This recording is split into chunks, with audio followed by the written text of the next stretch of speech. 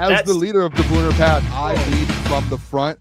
All right, boys. Lock in. It's our core foundation, man. Grit. I'm fired up. I'm fired the f*** up, boys.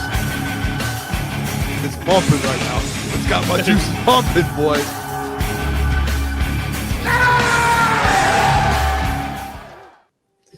Welcome to Crunch Time Sports. We are back. Another day of free agency. Oh, goodness. Nothing's happening today either. Besides a restructure, which I'm going to talk about today. Jared Goff finally restructured, clearing about $30-ish million. We'll talk about some realistic expectations with that, to be honest. And we'll see what else happens. How are you guys doing? Hopefully everyone's doing well on this Wednesday. Everything gets officialized today, and you already saw the Max Crosby stuff. You know, speaking of being officialized, the Raiders and the Ravens, that trade fell through. Ravens backed out. Max goes back to Las Vegas. But I hope everyone's doing well today. We got another day planned. Let's show off what kind of happened. It transpired early this morning. This happened at like 6, 7 a.m. Let's show off Jared Goff's restructure. Let's talk about it. So basically, Jared Goff and the Detroit Lions are restructuring. This is a breakdown of the cap hit. As you can see, the updated cap hit in 2026, $37.6 million. In 2026, 2027, $62.6.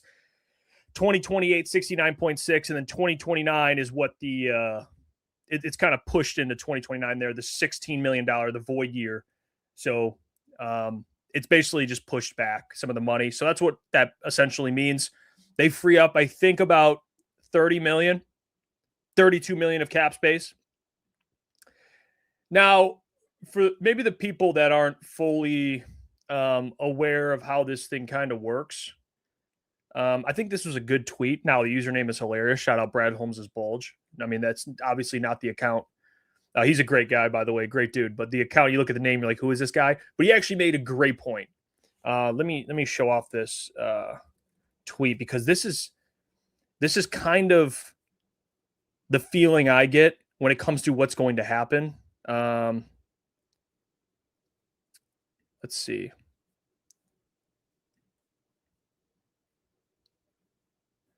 Let me show you this. Okay. This is a context for people, all right? Brad Holmes' Bulge. What a name. $35 million. He says, this is important for everyone to see. $35 million before our free agents. And although not linear, we can assume probably $20 million in free agent cap hits this season.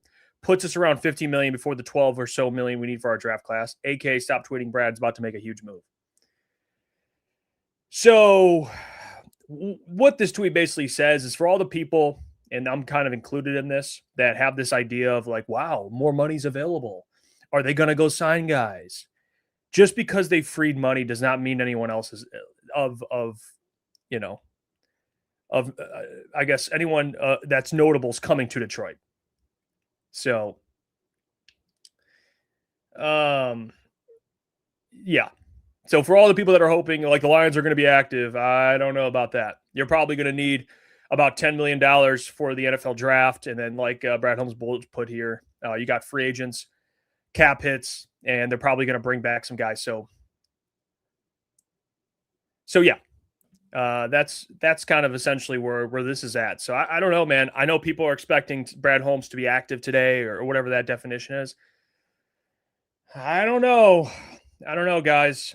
They still have some guys they can bring back, but it's not like they're going to go grab, Clowney, Bosa, and all these guys.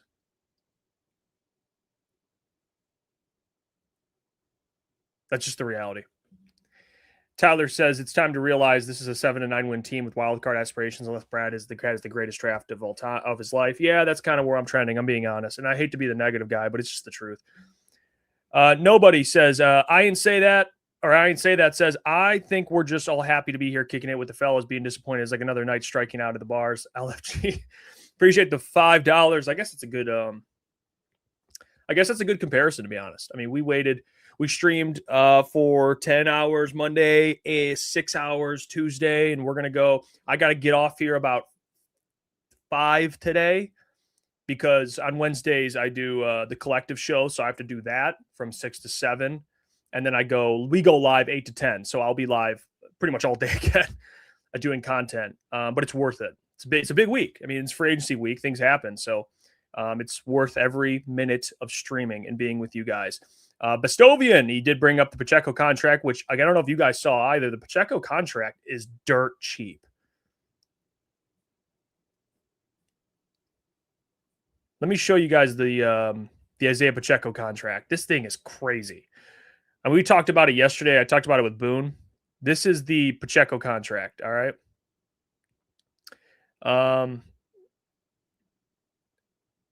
The Detroit Lions contract with free agent running back Isaiah Pacheco is a 1-year, $1.8 million deal. So $1.8 million for Isaiah Pacheco, which to kind of give you context, Rico Dowdle made $6 million. He's a starting running back. David Montgomery was like $8 or $9 million. You had Tyler Algier make $6 million. So when you talk about Isaiah Pacheco, how I'd like to put it into context is Isaiah Pacheco 1/3 the player Algier is? Is he 1/3 the player that Rico Dowdle is? I would say when healthy, absolutely.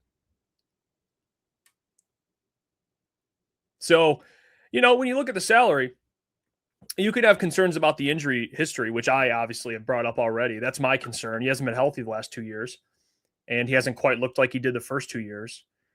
But $1.8 million is a great deal. It's a great deal. Even though, you have concerns about the man staying healthy and, one tweak and of his knee again and this man's down. But yeah, if he's healthy, hey, it's going to work out just fine. Let's see. Zero says could have gotten the same production from a round 5 to 7 rookie or basically free. Yeah, I understand that. I understand that. I do.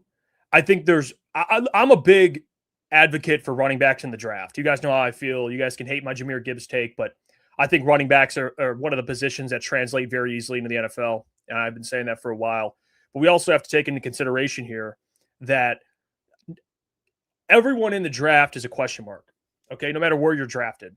These guys are all unproven. You're drafting guys on upside on what they can be in the NFL, but you're not going to hit every single time. You're just not. Like you say, you could have gotten the same production from rounds 5 to 7. Well, what about Vaki? Vaki was round 4. He stinks. What about Jamar Jefferson? He's round 7. He stinks. Caleb Johnson from Iowa. He was a great running back in college. He was drafted in round 3. He stinks for the Steelers. So there is a risk, of course, when you draft a running back that they could, as an unknown commodity, not work out. So I think with this approach, does this put the Lions out of drafting a running back? No, it doesn't, because he's on a 1-year deal. But you at least have someone that has done something in the NFL, even with some concerns, and you got him for $1.8 million. So you got a proven commodity, which with injury concerns, that you know what he's about. You know what Isaiah Pacheco's about. You know what he's about when he's healthy. You know what he's capable of. And that's why I don't think they're not going to rely a ton on a guy making $1.8 million. It's a flyer, and you're still going to draft a running back. So I think it's a great deal. I think it's a great deal. And that's where I'm at with that. But I understand, but $1.8 million, guys, really? $1.8 million bucks? I mean, $1.8 million bucks. I mean, that's for Isaiah Pacheco.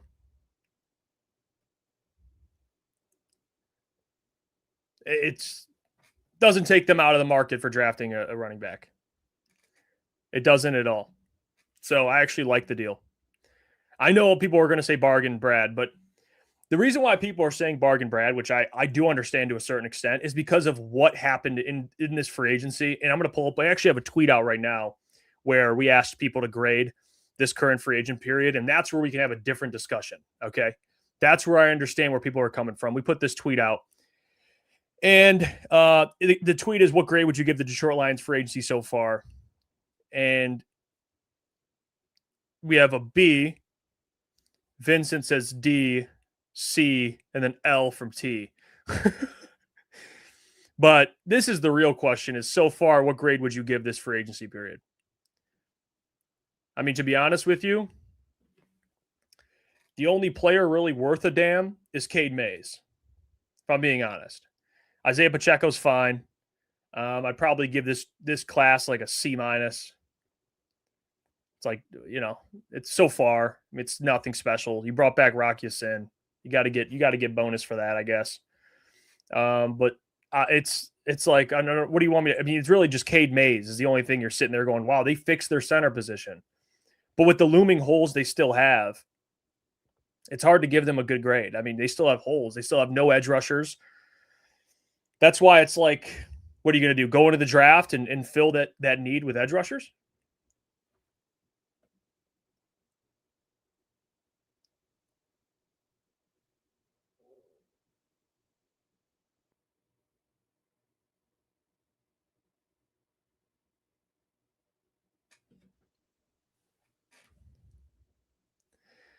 Mr. Jiggles, people are including Cade Mays into that. Yes. Yeah, so Cade Mays is included.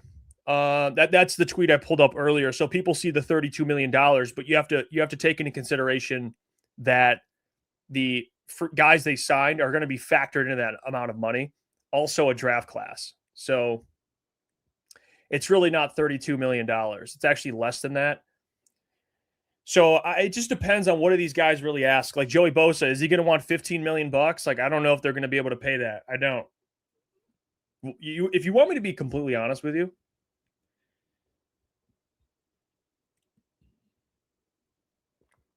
I have a feeling that AQM's coming back.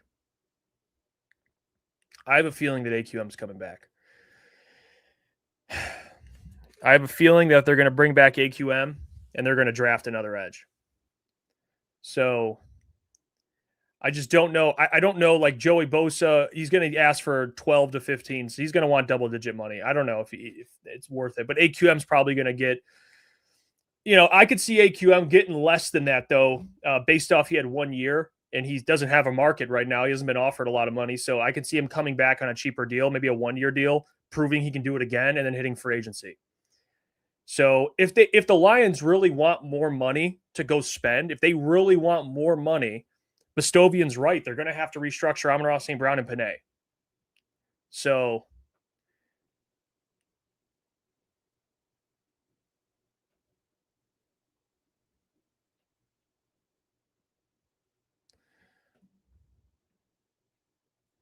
let's see. Full slate, they have $37.5 million before these contracts are official. 37.5. Yeah, because I think it was like $5 million I think they had before they restructured.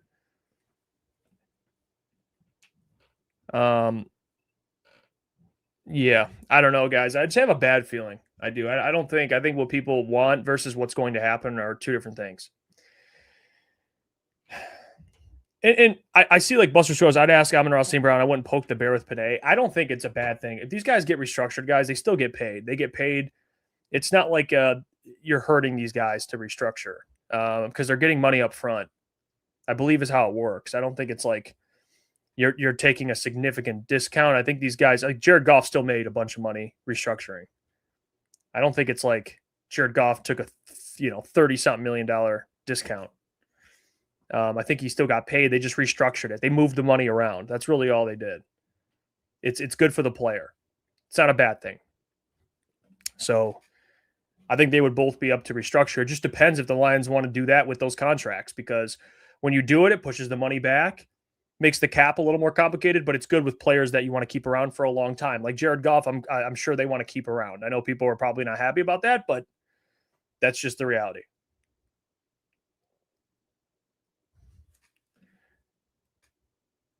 Like, I know for a fact when that Jared Goff restructure went down, there's people that were excited, and then there was other people, the Jared Goff haters, pissed. Absolutely pissed.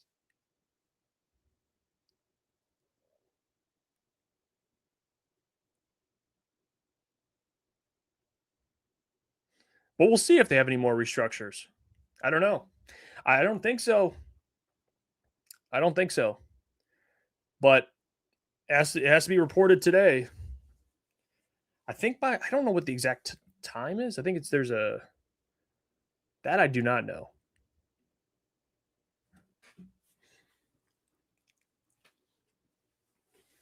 But it'll be interesting. I don't know, guys. I just don't think there's going to be much more today that really I mean, they have to fill some of these positions, obviously, but it ain't going to be anything I think jumping up and down about.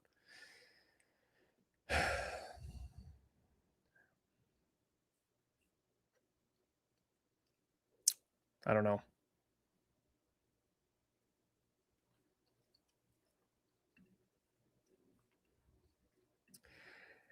Dio, appreciate the $5. Jeff, when do we have Goff? When do we have Goff until now? Well, Goff is, you got money in 2029. So it's going to be harder to get out from under him. I think it's 2029 because I think his contract, let me check. Yeah, it was until 2028.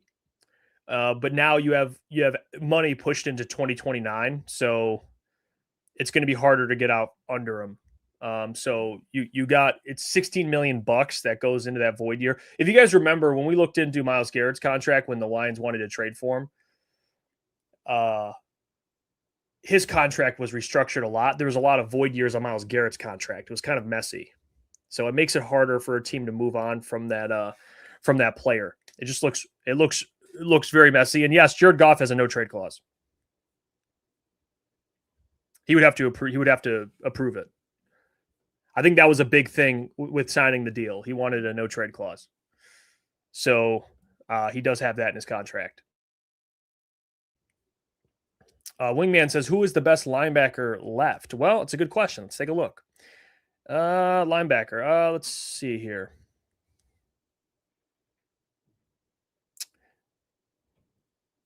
Let's see. Okay. These are the linebackers that are still available.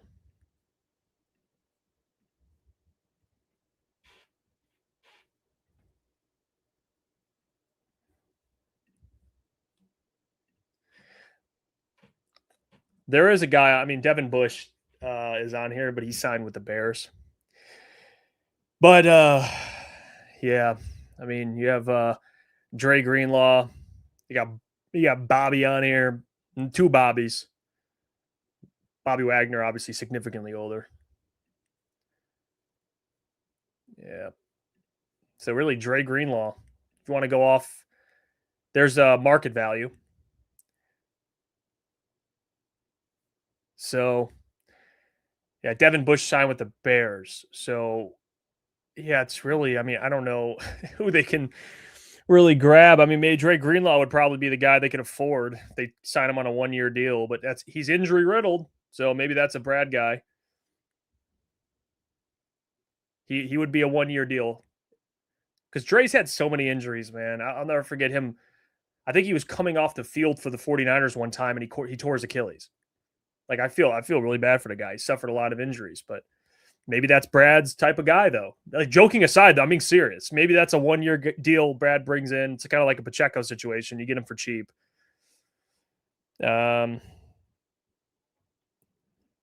Maybe.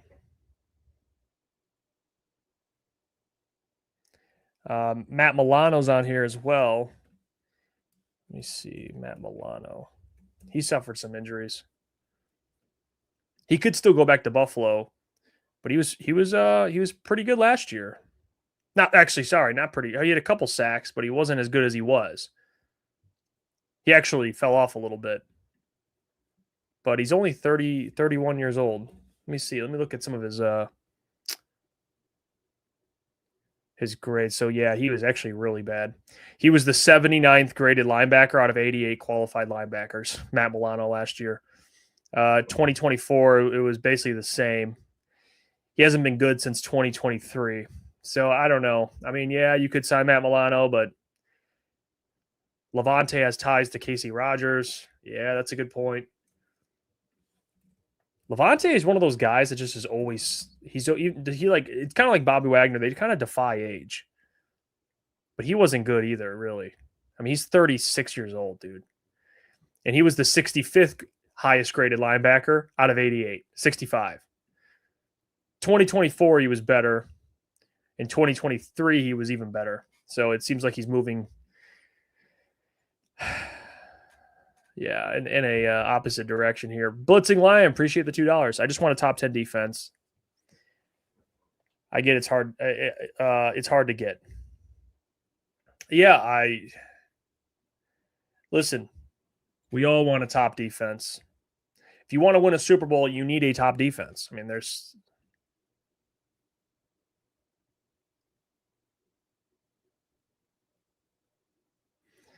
Let's see.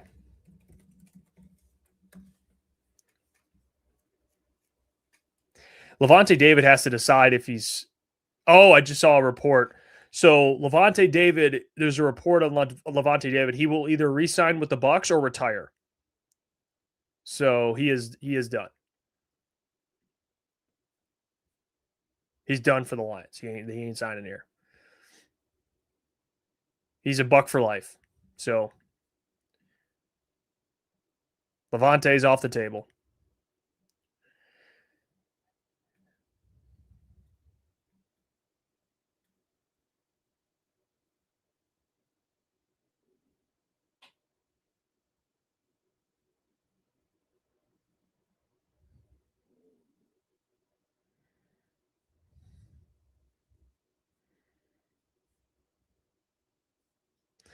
Dom says, Jeff, can you explain why in the hell you're happy that we have Goff till 2030? Well, they don't have Goff till 2030. His contract is till 2028, but they have dead money in 2029. So they have to still eat some money, but they could get out of them in 2028. But it just becomes harder because you have some dead money, the void years, which make it a little more difficult. But yeah, it's not 2020. It's not 2030. It's not. It's less than that. But I'm not. No one's sitting here jumping up and down. But that's the route they went with. They restructured Goff. They freed up more. You had to. I mean, the guy's making, what was his cap hit? Like 60 something million. So it's like you had to restructure him, dude.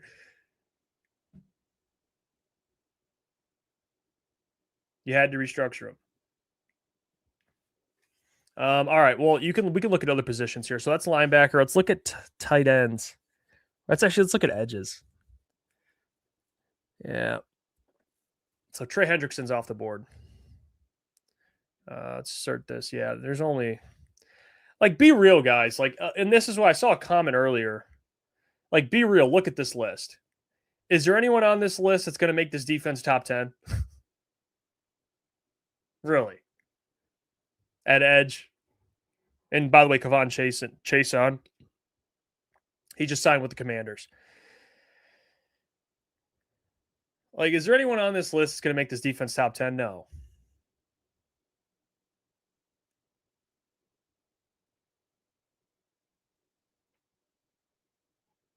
Unless you trade for Max Crosby, which I don't think they do. There's no one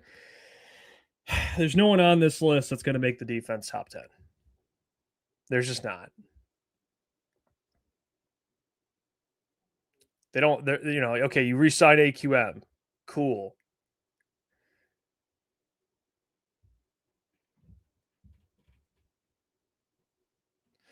Wingsman says, I guess Chenal signed with Washington. I would have thought he would have been a good fit. What do you think, Jeff? I agree. I like Leo Chenal. Young linebacker, but here's the thing. He wanted a 3-year deal, signed for $8 million. A lot of the Lions price range. I don't know. Because they didn't want to re-sign Anzalone for $8 million. So it's he's older, I get. So Leo Chenal's 25, and they didn't want to give him $8 million. So yeah, I don't know. I don't know what their price range is really for a linebacker. That's why I think Dre Greenlaw probably makes sense because he'll probably take like a 1-year, $5 million deal or something. It's not ideal, but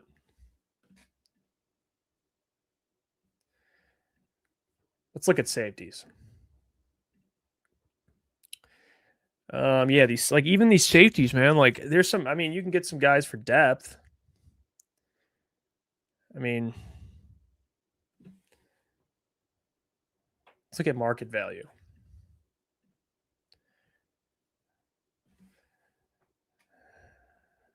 I mean, assuming the Bears sign Kevin Byard back,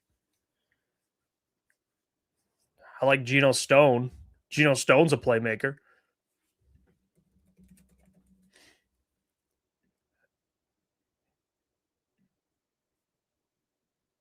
He's a playmaking safety. He had a year in Baltimore. He had 7 interceptions. So I like Geno Stone. I don't know I don't know. Maybe that's a 1-year deal. I don't know. Again, we have to start looking at the context of what the Lions will actually spend. Even though we want guys, like, who's going to take a 1 or 2 year deal, and it's got to be low amount of money. Nick Cross, I don't know. He's 25 years old. The Colts are probably going to bring him back. Nick Cross was pretty good for the Colts. I think they're going to want him back.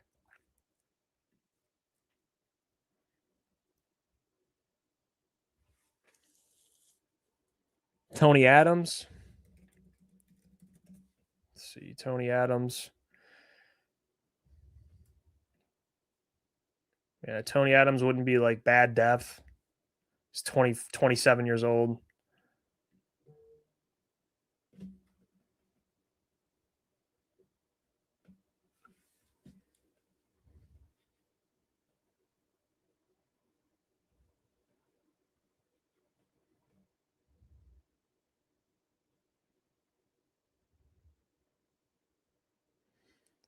Let's see.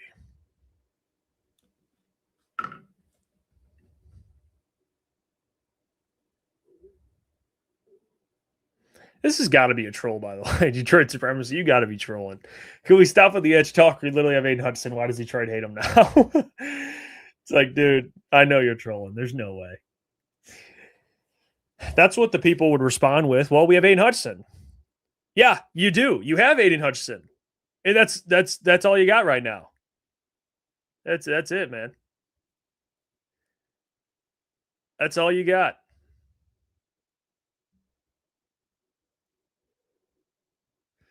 And Bastovian's right. The only way you can be in the max conversation is if you throw in the Aleem deal. And no one wants to take that contract. So nobody's taking that contract.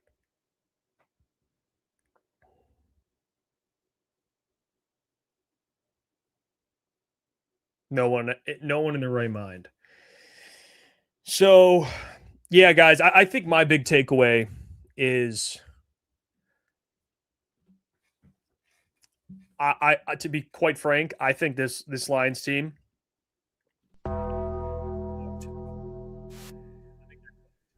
and not just that, but their defense. This defense, there's no way in hell they're going to dramatically improve. No way in hell.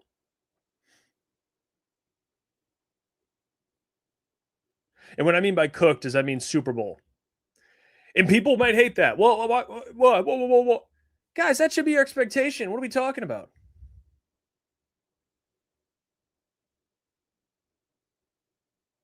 What are we talking about?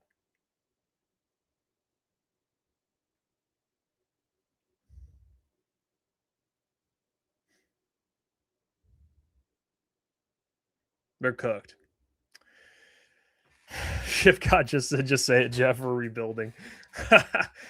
I can't believe you guys are right. I'm actually caving to you guys. I know you guys have been teasing me the last couple of days with this like retooling shit and rebuilding shit, and I know I've been being like, oh, you guys are crazy and all this stuff. To be honest, you guys are probably right. You guys are probably right. They're retooling. Which is crazy because what are you retooling from?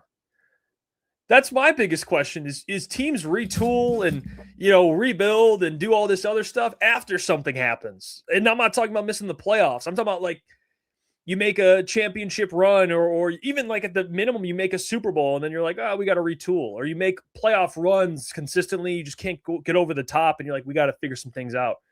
You haven't won a playoff game in 2 years. You haven't made the playoffs in a year. And you're retooling?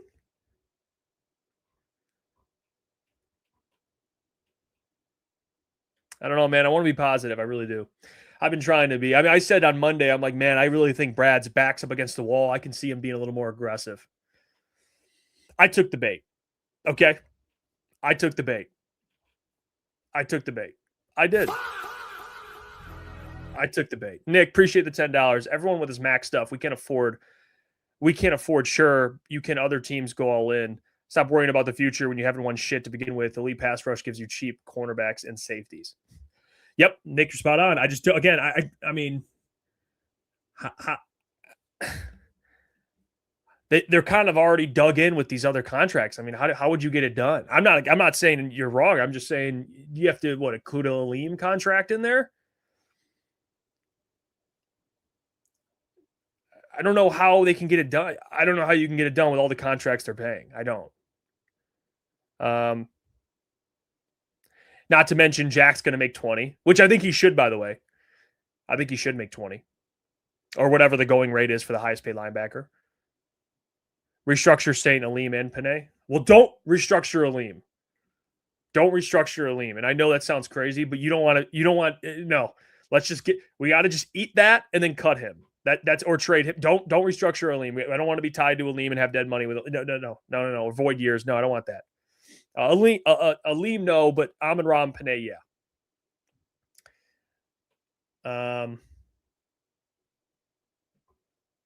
the contract for Jack and Gibbs don't kick in for 2 years if they were to do that. So they have money right now, but they only really restructured Goff. I mean, I don't know. Maybe they restructure. Maybe they're gonna restructure these guys today. Still, I don't know. But it's like, why wait till all the way? Well, I know why they waited, because they were trying to see how much money they needed to restructure and free up. But it's like, why not be more aggressive on Monday or Tuesday? It's just like, oh, well, we're going to get Cade Mays for $8 million, which is, by the way, a great deal. I like Cade Mays. Good starting center. Solid. You can hate it. It's fine, whatever. But besides Tyler Linderbaum, he's one of the better centers. So I'm cool with that. Isaiah Pacheco, whatever. That's fine. RB2, $1.8 million. But it's like, besides that, Larry Borum, like, no. I'm good. Okay, who cares? Who cares? No offense to Larry Borum. I know he's from Brother Rice. Went to Mizzou. He's from the area.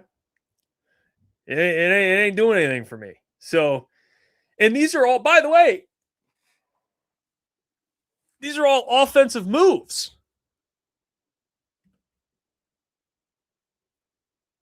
These are all offensive moves. And your defense sucks. Your defense sucks. And I know the whole conversation this offseason was about the offense and Drew Petzing and what are we doing on offense. I get it. Drew Petzing, new phase. They Dan butchered the John Morton hire, so everyone's focused on Drew Petzing. What about that defense with Calvin Shepard? Are we going to talk about that more often?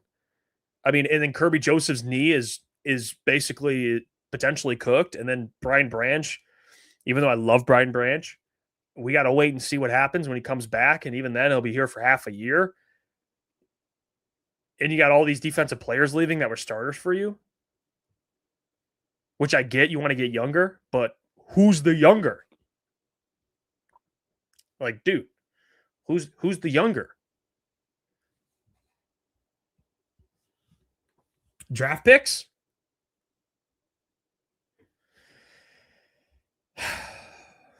Draft picks? I mean, you're basically you have to have an historic draft. You have to have an historic draft. I mean, that's really what this is trending with right now. I want to show you guys this, by the way. Let's see.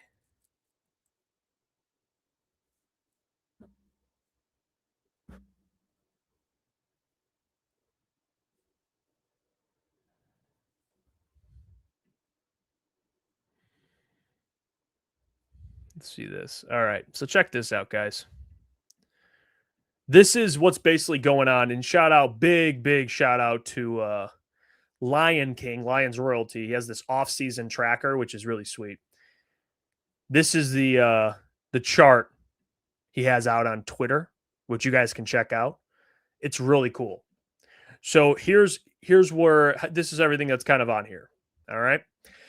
You got of interest, Jedrick Willis, which, by the way, that might be your starting tackle. So watch out for him. They met with him, and they haven't signed a tackle yet. So, and he had a knee injury he had to take last year off. He's a former first-round pick. Didn't really work out too much with the Browns, but here we go. Returning players, new returning players. Levi Onwuzurike, Josh Paschal, because of, the injury, and then, whatever, the NFLPA and all that stuff. So they'll be back. Juice Scruggs was through a trade. Cade Mays, Larry Borum, Isaiah Pacheco, Malcolm Rodriguez, Rock Ya-Sin, and Teddy Bridgewater. And then look at the free agents. Free agents, they still have Reeder, Davenport, Stewart, which, by the way, I'm cool, all these guys leaving. Muhammad, Daniel Thomas, Avante Maddox, Tristan Colon, Zach Cunningham, Iowa Sika, Shane Zylstra, Anthony Ferkser, Arthur Millette, Tyrus Wheat, who just signed with the Cowboys. And then off of the roster officially, David Montgomery, Graham Glasgow, Anzalone, Amik, Decker, Lopez, Kyle Allen, Khalif Raymond. Let's look at this. 1, 2, 3, 4, 5, 6. 6 starters and a rotational player have departed. Okay, so keep that in mind. So 6 starters and a rotational player have departed. And then returning, you have one guy that's a starter, Cade Mays. Potentially more if you don't sign anybody. Maybe Borum has to step in. Malcolm Rodriguez would have to step in. But you have like 6 guys departing as starters. 1 guy is rotational. And you have so far like a single starter, capable starter. I mean, not saying these other guys couldn't start, but I'm talking about capable starter. Bro.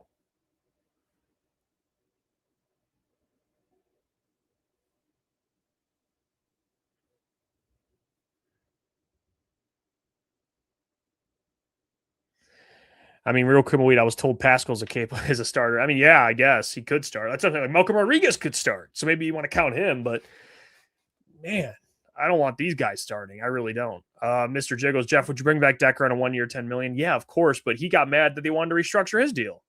Or they wanted not restructure. I think his was different. They wanted him to take a pay cut. So they wanted him to actually make less money, which he didn't want to do. So he said no thank you. So for him to come back, I would be shocked, because it seemed like he was pretty pissed off by that. I mean, he requested his release. So if he wanted to stay here, he could have just taken a pay cut. But instead he told the Lions to get effed, which is fine if you have like at least a plan. I mean, you signed Braden Smith maybe at right tackle and put Panay at left, and you're like, all right, we're good. No, they got Larry Borum. They don't really have a plan though. And I don't know what Decker's doing. I really don't. I don't know what's going on with Taylor Decker. I'd be curious to know if he retires again, or he's maybe mulling offers, or what.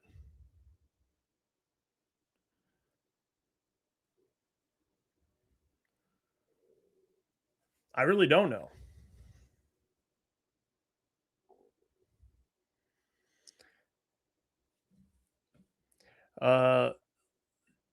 Evan Foster says we have no capable starters on defense. Yeah, man. I'm telling you, I'm just keeping it real with you guys. You know how I'm pro defense. I've been talking about a good defense for years. If you want to win a Super Bowl, it's going to be through your defense. We've seen it time and time again. Yes, you need a quarterback. Yes, you need a play caller, a great play caller on both sides of the ball. You need coaching. You need a quarterback, but you need a defense. You need a defense, man, to complement those two. Good coaching and a good quarterback, a great quarterback sometimes, but you need a defense. And I don't know if it's because I just had like hope, or I tried to be optimistic and I tried to think, hey, you know what? Maybe this is the year they finally address defense. But then you go into the free agency period and you're like, wait, all we have is Malcolm Rodriguez and Rock Ya-Sin coming back. Those guys are depth. Like Rock Ya-Sin can start in a pinch, but he's not your starting corner. You have TA and DJ Reed. Like you have DJ Reed and TA, Jack Campbell, Derek Barnes. Questions with Kirby and Brian, Aiden and Aleem, and Tyleek. You're telling me that's a top 10 unit? I would vehemently disagree. That's probably a top 20 unit right there. And you can't be like, well, what if Aiden had, is defensive player of the year and Jackson all pro? They were both all pros this year and you were bad. So it's not just about the individual talent. You need guys to complement those guys. You need players to complement those two. And hopefully Kirby, gets everything fixed and he can play too. But you need a defense, man. The thing about Seattle is those guys on that defense fly around and they have guys everywhere. I mean, they have corners, linebackers, defensive linemen, safeties. They lost some of those guys, but the year they won, dude, they have guys flying around everywhere. The Eagles, the year they won, they had guys flying around everywhere. Vic Fangio calling plays on defense. The Seahawks had, Mike McDonald calling plays on defense.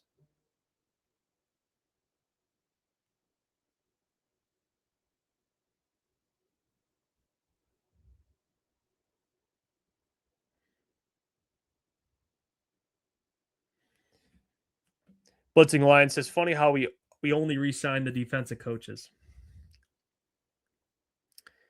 And we only re-signed the defensive coaches and P. Well, they brought back the entire coaching staff. Appreciate the $2 Blitzing Line, which I still don't really understand. They didn't make a single change on defense. So obviously that's a massive risk within itself.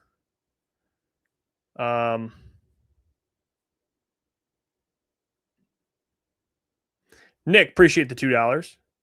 He says, make Raiders eat some max cap with extra 2027 picks. I don't know, man. You really gotta wow the Raiders. I mean, I think personally, I don't think Max's knee is as big of an issue as people are saying. I think the Raiders just got cold feet. That's what's being reported right now. So you're gonna have to really wow them with a deal. And I'm not saying you got to pay what the Ravens paid, but you're gonna have to. They would be fine keeping them. So you have to try and woo them a little bit with an offer, and you got to free up some more cap, which I don't know. You have to include maybe, like I said, a Lee McNeil or try and JMO or something. I don't know. You're gonna have to give up a player in return to make it work. It's just hard. It's hard to do. And I don't think it's Brad's DNA, to be honest with you. It's not. Jay Will from Detroit, appreciate the 5. He says, are we the only fourth place team on our schedule that's not getting better? This fourth place schedule doesn't look as sweet as it did a month ago. It's a good point. It's a good point, man. Listen, a fourth place schedule is great. The year they won they went to the NFC Championship game.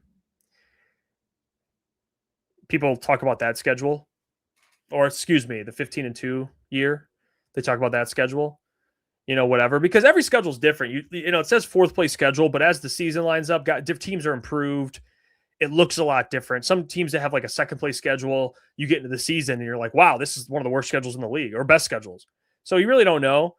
But the bottom line is you can't depend on a schedule because we don't even know how some of those teams are going to shape up anyway. And like this year, they didn't have, like when you look back at this year, they had so many winnable games they couldn't win. So I hate even using the schedule thing. I really do. Because they couldn't even beat the Steelers, dude. They couldn't beat the Vikings with Max Brosmer. They almost lost to the Giants.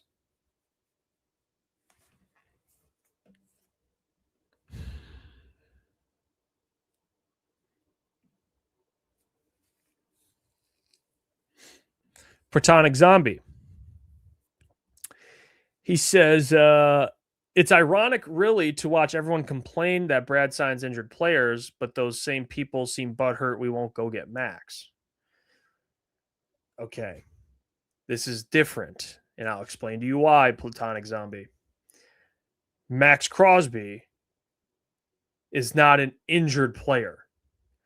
He's an elite defensive player who had an injury that is a meniscus injury that will put him right back to where he was. I think when people say he signs injured players, he's talking about Davenport, who's ended his season multiple times to injury. They're talking about Emmanuel Mosley, who had his season ended multiple times to injury. Like the guys that are constantly injured, Brad goes and signs. Like Isaiah Pacheco the last 2 years, banged up consistently, and they sign him. So I get what you're trying to say, but Max isn't really the same. Like Max literally played through his injuries. Like he's available for a team that's trash. Like if you really go look at Max, and I'm just bringing this, now you got me talking. In Max Crosby's career, his first 6 years of his career, 5 years of his career, he's played in every game. Like he's played in last year he had to sit out because the Raiders were tanking. And then the year prior, he played in 12 games. But every 17, 17, 17, 17, 16, 16. The guy plays in games. So I get what you're trying to say, but it's not really the same here.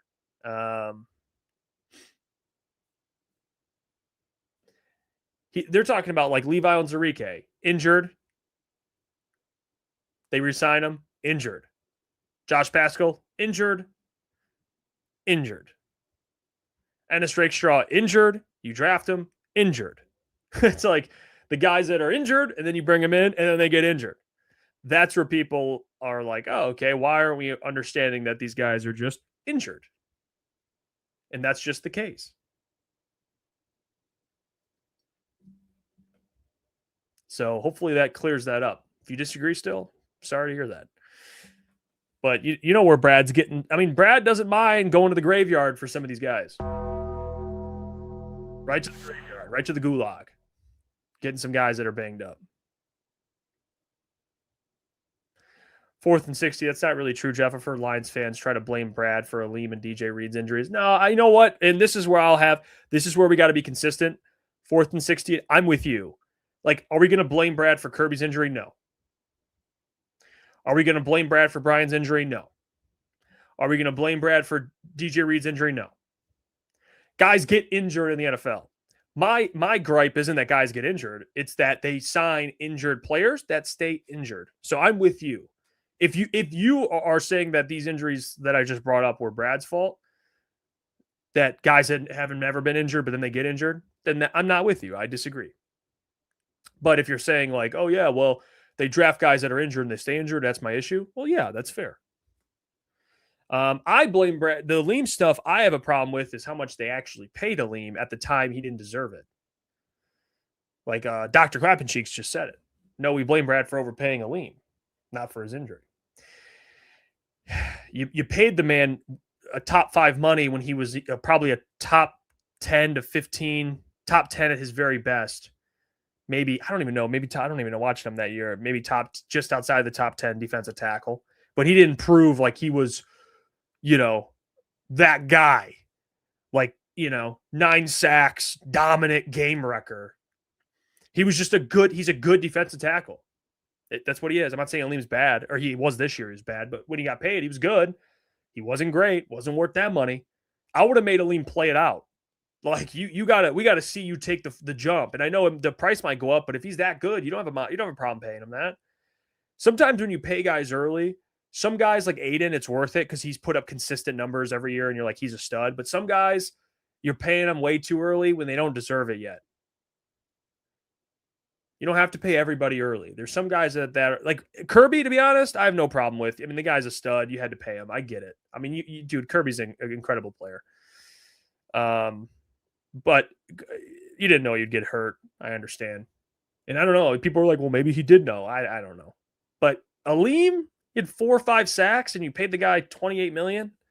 What? What are we doing? Like, I want to go work somewhere where my boss thinks the same way as Brad.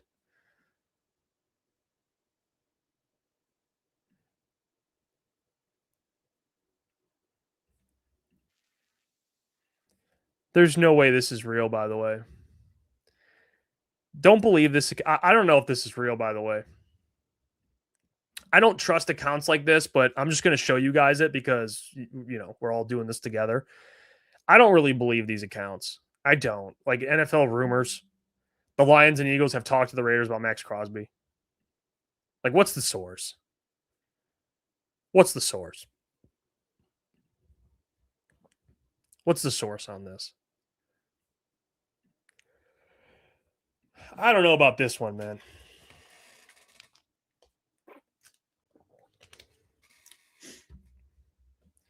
Like, is it trust me, bro?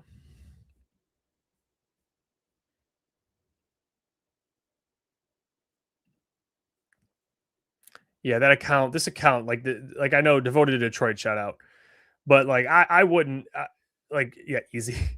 It's totally made up. Pure fiction. It's fiction. It's fiction. We made it up. We made this one up. It's a made up thing. Shout out easy. Yeah, I think this is all bullshit, dude. There's no way. Can you imagine though?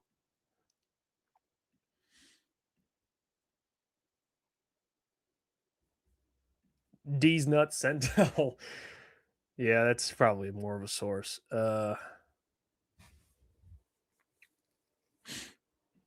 Platonic Zombie says, I don't see how you guys don't stick with the narrative if we got Max and he gets injured. Everyone will be in their feels about Brad. Brad should have known not to get Max. It's not true. When the Cowboys and Ravens passed. Listen, there's two things that are conflicting with what you're saying, my friend. Number one, the Cowboys they would love Max Crosby. It's already been reported. Number two, the Ravens passed. It's being reported also that it had more so to deal with the fact that they wanted Trey Hendrickson for less money and they didn't have to give up picks. Not as much with his knee injury. Like I don't think this people act like this knee injury. Watch, guys. I bet you. I know it's hard.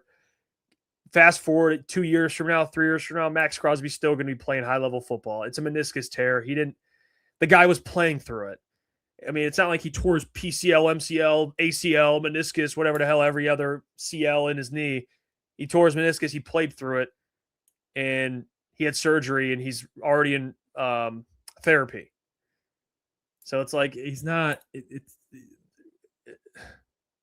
And by the way, if Brad traded for Max Crosby, I don't care what happens after that. I don't care. I don't care what. This is what I want to make very clear because people are like, oh, you know, you want Brad to be aggressive, but if you be aggressive and you don't win a Super Bowl, then what? I would say, you know what? I appreciate Brad for trying. I really do. I wouldn't hate the guy at all. I appreciate it. I would appreciate the guts. I would. I would rather, if you're going to be if you're going to miss the playoffs or make the playoffs and lose in the first round, not doing anything, and you do something and it's the same result, I can at least appreciate that you went out and tried. I can see the intention. I can see like, hey, I'm trying to win a Super Bowl, baby. I'm trying to get us that thing. It's not always guaranteed. No Super Bowl is guaranteed. But I can at least appreciate you trying. Only one team wins, but the ones that try get closer. That's a fact. Okay. That's just how it is. Jay Will from Detroit, appreciate the 5. We have no legit tight ends on contract. Would you rock with Kenyon Sadiq in the first? Laporta injury is unpredictable. I would not. Drafting a tight end in the first round would be idiotic. It'd be stupid. I'm not bit. If you guys don't know, obviously, everyone thinks I hate running backs. I don't hate running backs, number one. even though it might seem that way. But number two, I'm actually just as consistent with my first round running back take as I am with tight ends in the first round.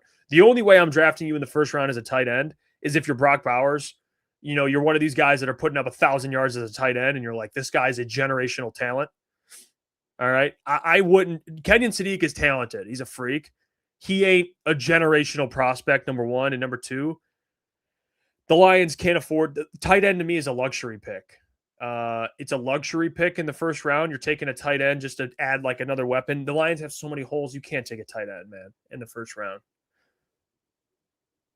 You can't. Yeah, you just can't. I mean, you can't pass on a tackle or an edge for a tight end. They're not there yet. You know, they're just not. But will Kenyon Sadiq be a good player? Yeah, he'll be a good player. But I just think there's players at positions of desperate need that I think are very good players that are going to fit the BPA model that also play tackle, edge, etc. So that's what I think. Yeah, real cream of wheat. Spot on. Agree. Tight ends and wide receivers are luxury when you don't even have a solid O-line. Yeah. I mean, dude, tight end pick would be like, I don't even know what. I don't even want to think about what my reaction would be.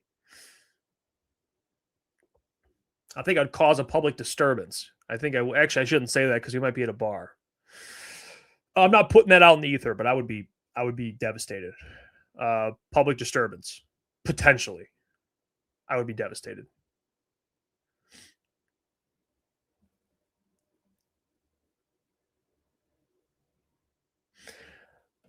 Mr. King, I would wrap if he trades for Crosby and you don't win the Super Bowl. I would wrap. You could sit there and then shop him for picks, for more picks than that season to build the roster even better. It could be a win-win. Oh, you're saying if you don't win, you could shop him again? I mean, yeah, I would appreciate Brad just trying, to be honest. I think it's just so unlike him. It would be so out of the realm of what Brad does that I think I would just be shocked, A, and B, just fired up. It'd be like, it'd be like trying to convince one of your buddies to go talk to a girl, and he finally does it. It's like he's just shy. Brad's just a shy guy. And you finally get him to do it. And he talks to a girl, he picks her up, gets her number, and you're just fired up for him, dude. That's how I'd feel about Brad Holmes if he did that. I would be a supportive best friend. I would just be like, you know what? I'm so proud of you. Even if you get turned down, but you're like in negotiations and you're trying, it sucks. But I just want to see it reported. And I know Brad says, well, we've had discussions. I haven't seen anything being reported. You guys have had discussions. I mean, I know not everything is reported, but if it comes out that the Lions tried to make a deal for Crosby, at the very minimum, I would be like, okay, what was the deal? I'm curious. And not that stuff gets released. I'd be curious to see what it was, but at least I'd be like, you know what? He's in there. He's trying to make a deal. But again, I think the amount of times we've heard the old, I've been on the phone, I've tried from Brad Holmes is a little frustrating because after a while, it's like, all right, dude, what's going on? Are you lowballing these people or what the hell? Why can't we get any of these deals done? I'm confused. I hear an awful lot about him trying, but nothing gets done. That's why I'm just confused. I really am. And I'm not trying to be negative. I know it comes off. It's like, oh, this guy's negative. He just talks into a microphone and spits negativity out. Guys,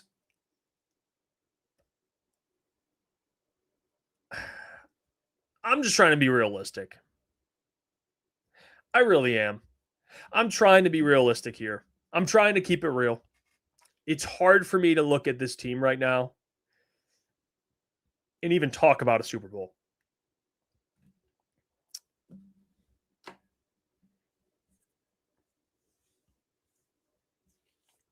It's so hard. I don't think I can put Super Bowl and Lions anywhere in the same sentence. Even on the same page. I mean, I wouldn't even put them anywhere near the word Lions or the Super Bowl near the word Lions. I wouldn't even do it. To be honest, and I hate admitting to this, I think you know what this is right now, where the Lions are at is make the playoffs. I can't believe I just said it. Sounds terrible. I can't believe I just said it. But that's about where they're at. Make the playoffs.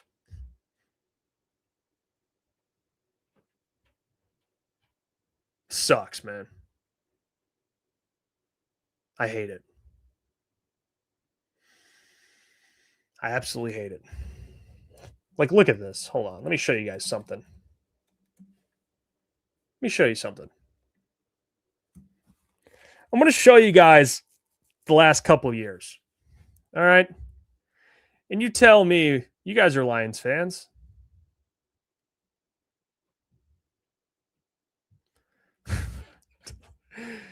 Show me this. Let's see. This has got to be the most confusing effing thing ever. So you have all these, crap years heading up until when Brad and Dan took over. All right. Which, by the way, this is where people come in and go, well, you don't know what it's like. You don't know what it's like to be a Lions fan before Brad and Dan got here. You're spoiled. No, I do. I really do know what it's like. I do. I understand what it's like. And it sucks. Okay? Or it sucked. It did. It sucked. But look what happened, right? 2021, Dan Campbell gets here. They go 3-13-1. It was a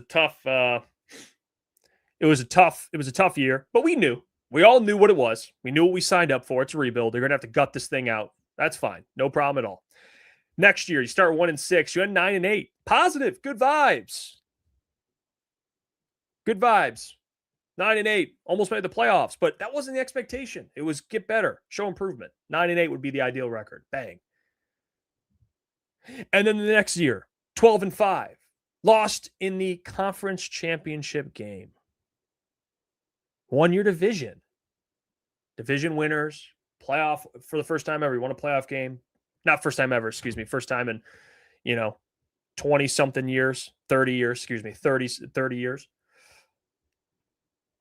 Everyone's fired up. Following year, 15-2. You improved your regular season record, but you suffered a lot of injuries. All right? A lot of injuries.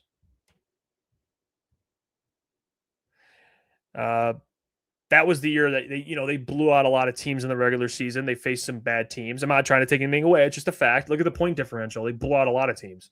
Like it was pretty rough. They blew out a lot of teams. They went 15-2, but they lost in the divisional round. But you understood, hey, it's the injuries, things happen. People are still pissed off though. The year prior, when you were 12-5, you weren't aggressive. You didn't do anything. I think they acquired DPJ at the deadline. It was just like a what the hell is going on moment.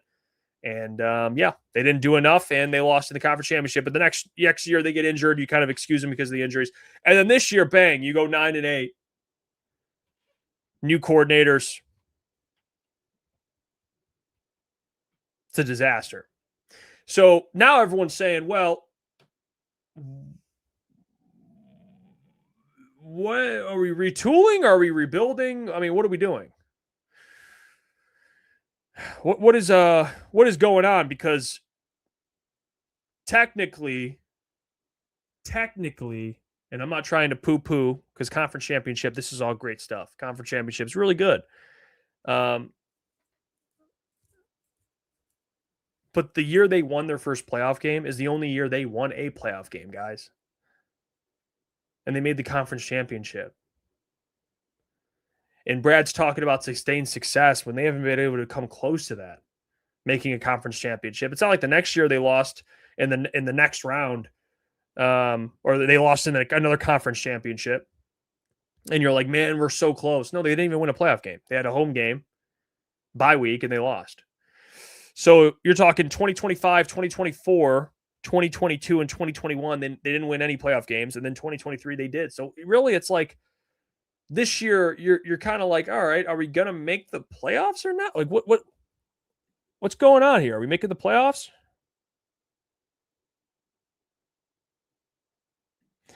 I don't know, man. This thing is just weird. It's very weird. It's like you start here, you're sailing up,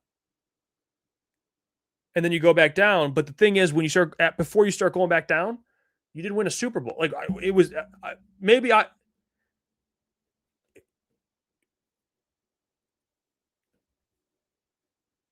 It's just like, what happened? I mean, what was the peak? I mean, we played the conference championship. Can we hang a banner for that? I mean, it's like, damn, man. And it was great. It was a great year. I had a lot of fun. I mean, I covered the Lions when they were 3-13-1, and it was fine. It was great. But now it's like different. They sucked, but we knew why. Last year was like you had a good roster. You had some injuries, but they still had 4 all pro players playing, and they missed the playoffs. Coaching malfeasance and failure from a GM perspective.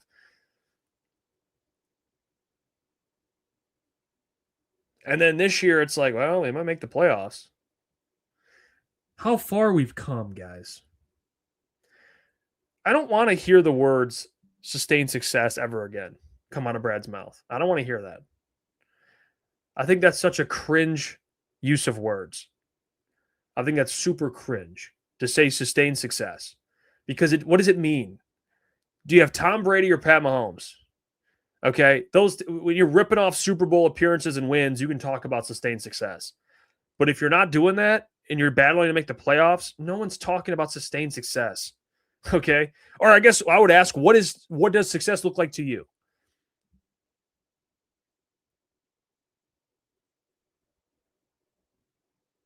Doesn't make sense.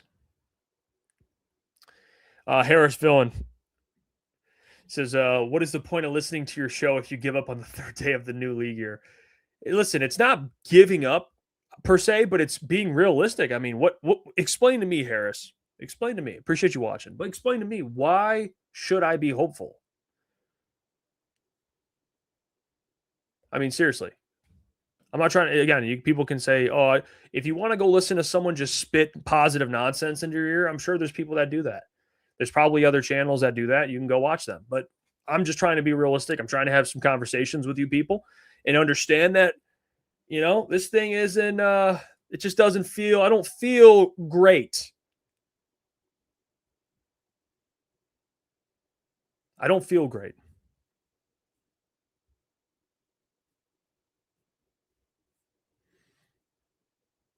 Just a fan, sustained regular season success is an excuse for just mediocre. Well, yeah, or is it playoffs? Is that what sustained success is? I don't know. Adults saying cringe like a teenager is just as bad. Well, next time I say words, I'll run them by you then. My bad. I'll make sure you approve of it. Appreciate it, though. Cartage.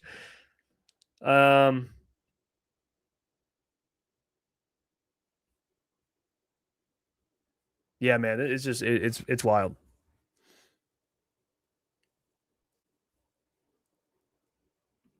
B Money says Jeff and I went to high school together. B Money, what's your name, brother? Ryan says, why is so risk adverse? Brad acts like he is. Acts like if he gives up any serious resources, the team will never be good again. Is this English? Why is so risk averse? Brad acts like he gives up any serious resources. The team will just never be good again.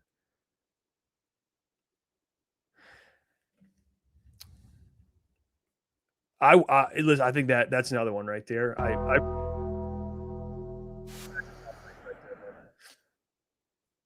It's a tough read. Nick says, Jeff, I'm going to Vegas soon. Any tips? It depends what you're trying to do in Vegas, my friend. It depends what you're trying to do in Vegas. I love Vegas. One of my favorite places to vacation. A lot of things to do in Vegas. I try to go there once a year. It's a great time. It's a lot of different things to do in Vegas. I wish I was in Vegas right now rather than sitting and dealing with this shit. I'm joking, actually. I enjoy making content, but actually suffering through this period. Vegas is a lot of fun. Depends what you want to do. A lot of things to do from a tourist standpoint. But I'll tell you what. Tom said, don't venture off the strip. Also, head over to the Raiders practice facility. like Braden just said in the chat, and go kidnap Max Crosby. Yeah. That's what I would do. Yeah. Kidnap Max Crosby. Go do that. 4th and 60 says, I live in Vegas. It's 80 today. Damn, you lucky bastard. Vegas is nice. Probably fun to be a fan of the Raiders right now. Yeah, Fremont Street. You check that out. Old Vegas. Let's see here.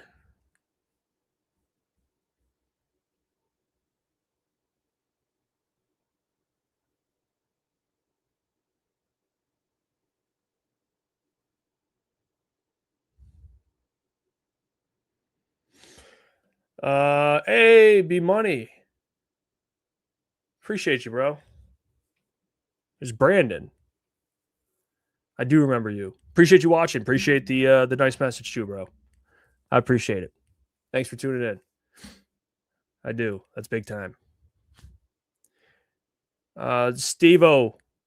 Jeff, do you remember when I called you and Adam's show a long time ago and I was crying saying that I'm sick and tired of this losing? I'm Steve from Waterford.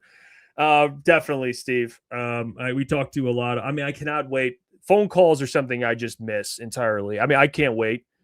We're going to have phone calls at some point. Don't worry. Well, that's one thing I'm really trying to hammer in because I want to be able to speak to you guys. And phone calls are always the best. They really do. You never know what you'd get on phone calls, truly. So, appreciate that. You've been watching for a while then, so I appreciate that. By the way, Kevin Byard just agreed to a 1-year deal with the Patriots. So Kevin Byard's out of free agency. I thought he was going back to the Bears, but no, I guess not. He is done.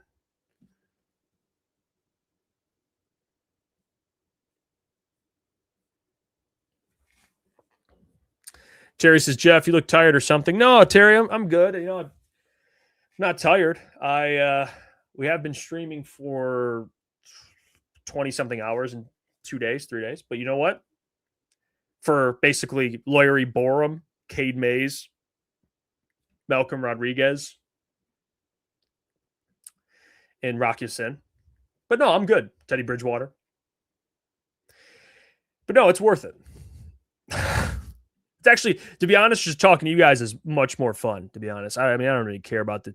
It'd be awesome if they made moves, but this is a fun time. Brandon says going to have Adam on the show soon.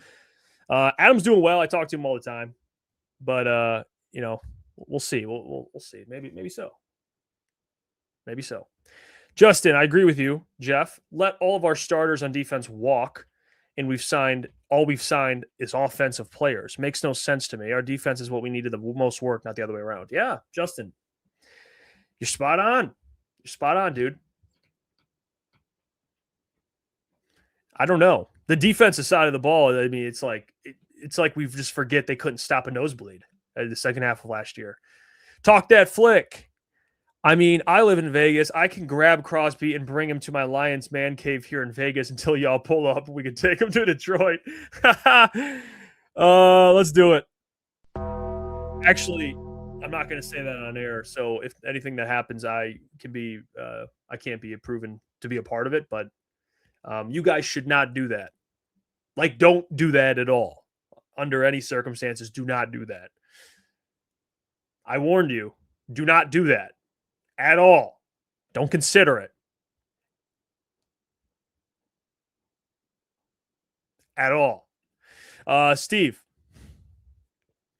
what splash signings do you want right now? I'm going to be honest, man. No splash signings really even here. I don't know whatever there's not really any splash signings. So the reality is you just got to bring in some depth here. That's really it. All you got right now is depth. You could bring in some depth, at some positions that they need, but there's not really anything splash out here, to be honest. Is Joey, it depends how you define splash. We can get into this Brad Holmes discussion. Do you look at Joey Bosa as a splash? I don't, but he's a guy they could bring in, Jadeveon Clowney, is he a splash? Probably not. No, but these are the guys that are here.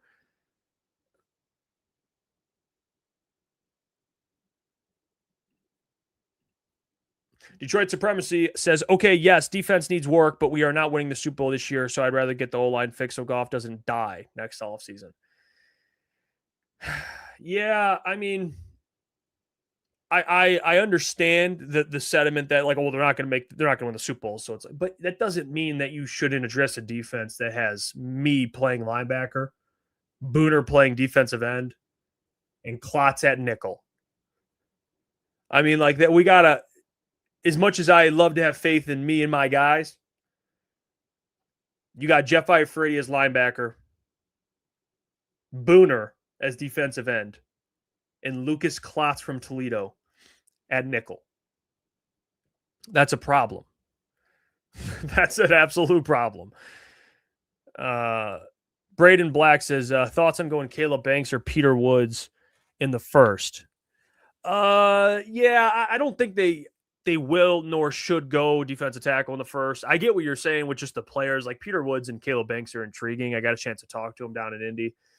Caleb Banks is a super down-to-earth dude, and he's massive. He's a good football player. Peter Woods, another one. He was supposed to be a top 5 pick, but they drafted Tyleek last year. So it's like, and kind of what I was saying earlier, you have such a bad need for tackle and edge that you can't really afford to go anywhere else in the first round, in my opinion. I know someone asked Evan. Oh, well, actually, hold on. We got, remember, super chats get prioritized. Dio, is the rest of the league quiet right now too? I mean, the Pats just signed Kevin Byard, but yeah, I mean, you're not really seeing too much. You're not really seeing too much right now, but I'm sure things are going to transpire today. Appreciate the $2 though, Dio. Dio's been, you've been supporting, appreciate it so much since, a lot of you guys since Monday. So much love to you guys and girls. Evan Thompson. Well, Jeff, at this point, who do you want on defense in this draft? Oh, I love talking draft. I mean, I'll talk draft for the next 3 hours, but defensive players I really like. I'll give you some names. Edge. I'll give you some names. Edge, we got a chance to talk to Akeem Mesidor. I really like Akeem Mesidor. I like TJ Parker. Those are 2 guys in the first round that are going to be viable options.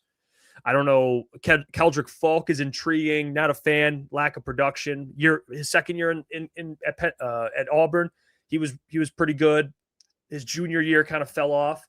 But I will say, past the first round, I love some other guys too. Danny Dennis Sutton out of Penn State is probably my favorite. Like, he could sneak it. I don't know if he'll sneak into the first round. He could. Favorite past the first round guy. Kyle Lewis at linebacker, another guy I absolutely love in this draft. Malachi Lawrence out of UCF, I love past the first round.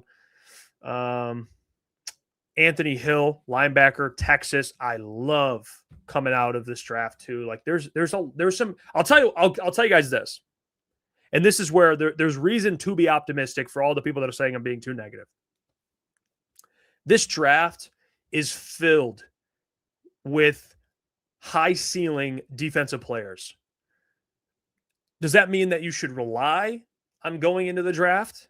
No, but there are really good high ceiling football players on defense. It's a defensive draft. It's a tackle / defensive draft. It really is. Maybe there's some tight ends in there. Tight ends for sure. I like Sam Roush out of Stanford. You got the tight end out of Vanderbilt. Eli, very good tight end. Let's see. Dolan Bentley, Utah tight end. There's some good tight ends. But yeah, this draft class is, I think Daniel Jeremiah said, man, he was talking about pass rushers. There's like, I mean, in this draft, there's, edge rushers up the ass. I mean, there's like 2-3 rounds of guys that'll be really good players. So a lot of pass rushers. Shout out Peyton, by the way, man. By the way, Peyton, you're the real MVP, brother, for what you're doing. So keep crushing. You are a stud. So keep crushing, bro. Lion Forever says Jeff is lying to me. What am I lying to you about? What am I lying to you about? Braden says, give me Derek Moore in the second. Derek Moore out of Michigan. That's another guy that he's coming out, probably round 2-3 guy. Michael, shout out Michael as well. He says linebacker and safety classes are stacked. There's some good safeties too, man. Safety out of LSU, Halsey. Is it Halsey? I think is how you pronounce his last name. He's a good safety, really good safety. I like him a lot. Caught my eye at the combine, but I kind of knew about him before. But he got a chance to speak to him too, and he's a stud. Go watch his tape. He's a good player. Safety. I mean, obviously the first round safeties. This Oregon safety. That white guy can move. Okay, he's incredibly athletic. He's going to be a weapon, and he's a playmaker. Emmanuel McNeil-Warren, big safety out of Toledo. Toledo's got some DBs, man, that just keep coming out. But even past the first round, there's a lot of safeties. Kilgore, yep, Zakee Wheatley. Kilgore is at SC, I think. Jalen Kilgore. Detroit Supremacy says the draft should go right tackle, DN, safety, cornerback, tight end, running back. Yeah, well, I'm very curious to see. I mean, we see this every year with the draft. We all experience it watching the Lions and just hearing Brad Holmes. Every year you hear kind of the same approach where it's like, hey, we're going to draft the most talented players in the draft. We're not going to target specific positions. We're going to draft the most talented players. But then there are maybe some scenarios where you kind of question, like, hey, was this guy the most talented player here? Or were you maybe leaning more on like a need? Or maybe Brad just feels like they were. For example, drafting Tyleik Williams over Jahad Campbell. Is there anybody out there, and I'm not saying we're Brad Holmes, but just your opinion, you guys watch football, do you believe that Tyleik Williams was more talented than Jahad Campbell? That's where you're like, this is weird. Or going back to the TA draft, I do think he thought TA was the best player available, so I can't really fault that. But then you go Ennis Rakestraw, maybe you thought he was the best player available, but it also just so happens you needed a corner that year. So I'm really curious, although Brad says, he talks about BPA, I wonder if you have to factor in need to some extent. That's why in the first round, I think it lines up perfectly this year to where you have a lot of tackles that are BPA dudes and you need a tackle. So I think it'll line up this year to where they will draft a tackle because there's just so many good football players.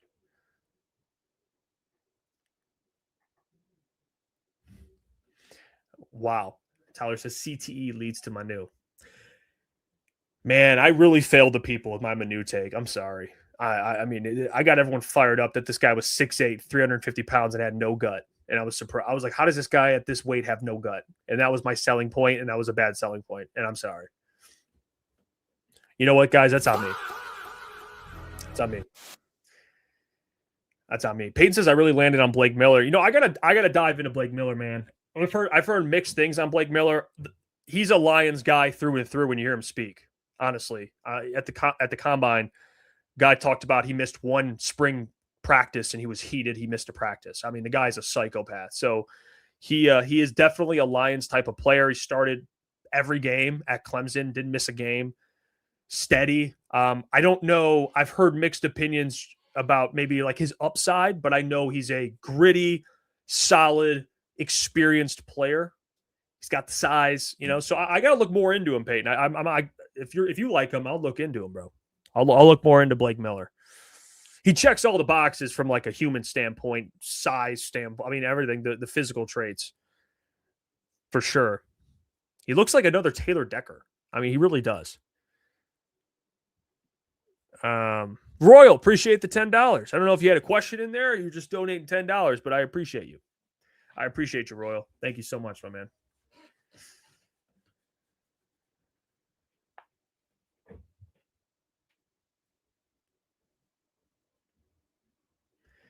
Dallas says, if you switch the draft picks and pretend Ratledge was our first and Williams was our second, it looks better. Yeah. I guess that's fair. Wilson, Tyleek is a monster. Sorry, you don't know ball.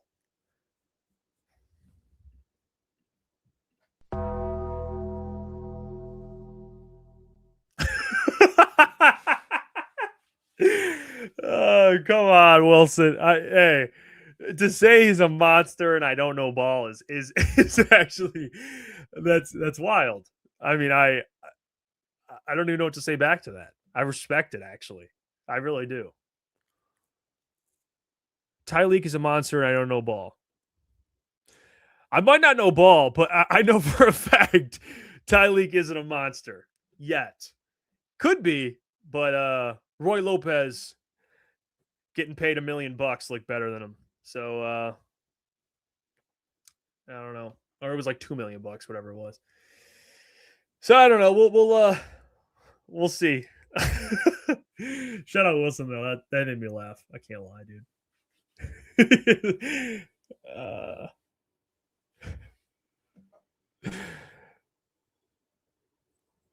Real Cuba Wheat says, and most of the teams they played against singled up on Tyleek, so he didn't take up that much space. I mean, that's actually, you know what, dude? I'll give AG's burner. I know he's in there somewhere. Supports the show, watches a lot. It's my guy. He was harping on the fact that Tyleek isn't ready to be a pass rusher. I didn't think he'd be like.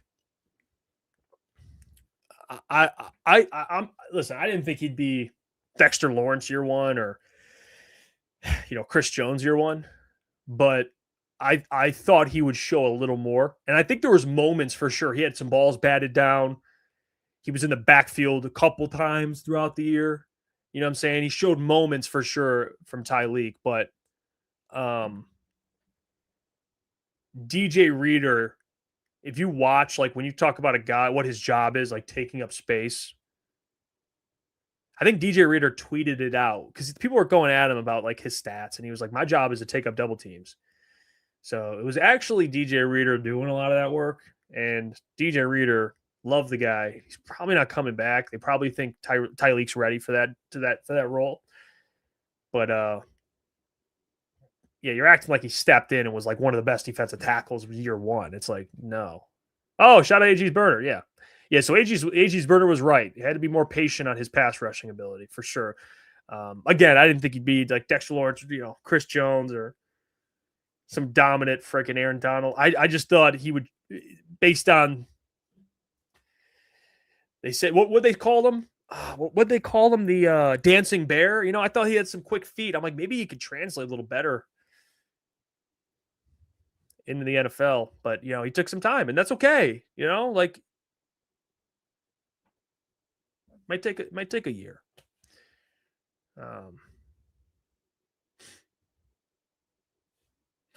And to be fair, Mike Green, we were quote creaming our jeans over Mike Green. Mm-hmm. That is true. I'll admit it. And he wasn't ready. So it's very fair. Yeah, he didn't look too good. So that's why they went and got Max Crosby. They just don't have a star. We'll see though. Not every first round pick is going to be, a superstar year one, but still, I have faith that Tyleek can be a good player. He'll command double teams. I can see him getting like, honestly, to be real, and Lukas Klotz said this right when he got drafted, and then Brad Holmes also said it.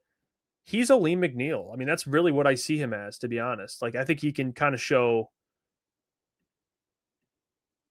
exactly what Aleem McNeil gives you. A couple sacks a year, run stuffer. Maybe Aleem shows a little more of that pass rush ability because he lost some weight a little more quicker, but Lukas is like, he's Aleem McNeil. And then Brad was like, he reminded us of Aleem McNeil. So it's like, I think that's basically what he's going to be. Hopefully he can be way more than that and be, 8 sack a year guy or something, like a Byron Young or something, or Byron Murphy, excuse me, for the Seahawks. But Byron Murphy's also 6 foot, 300 pounds, and he is a psychopath. Low man wins. Hmm.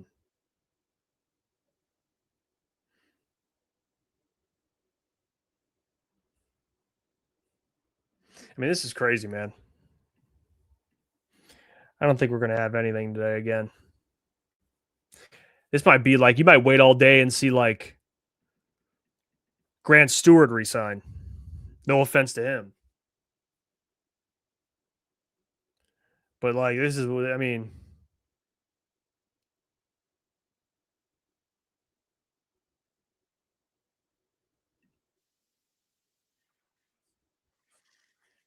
let's take a listen. So Ron Kopp, who does basically Arrowhead Pride, it's like a Kansas City Chiefs outlet, interviewed Isaiah Pacheco.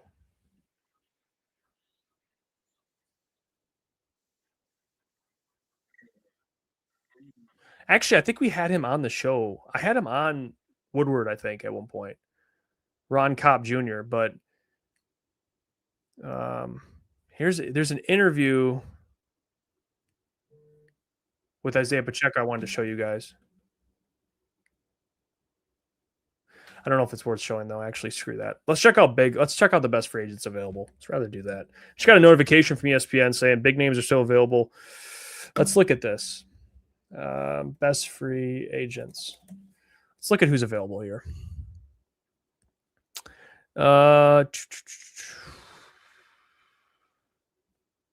CBS Sports, top 100 free agents.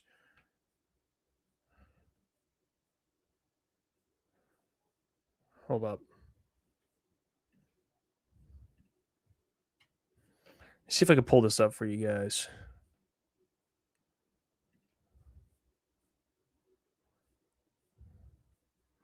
I'll just use Spotrac. Let's see. Top free agents that are still here.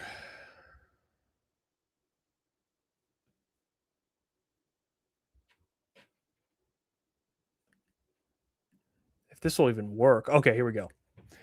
Available. I'll just do, let me see. I'll just do defense. We could just do defensive players.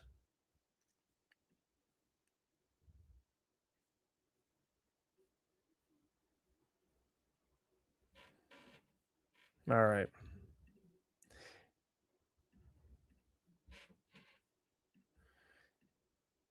Here we go. I mean, these are the biggest free agents available on defense, according to AAV.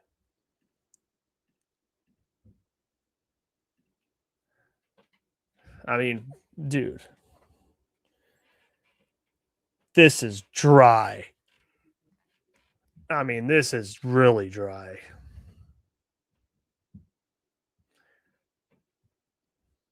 And then if we go to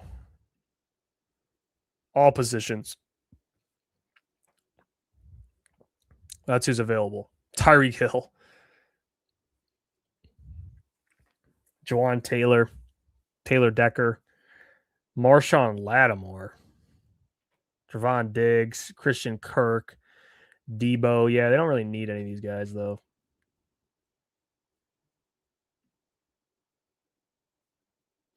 Let's look at tackles. So these are some tackles that are available.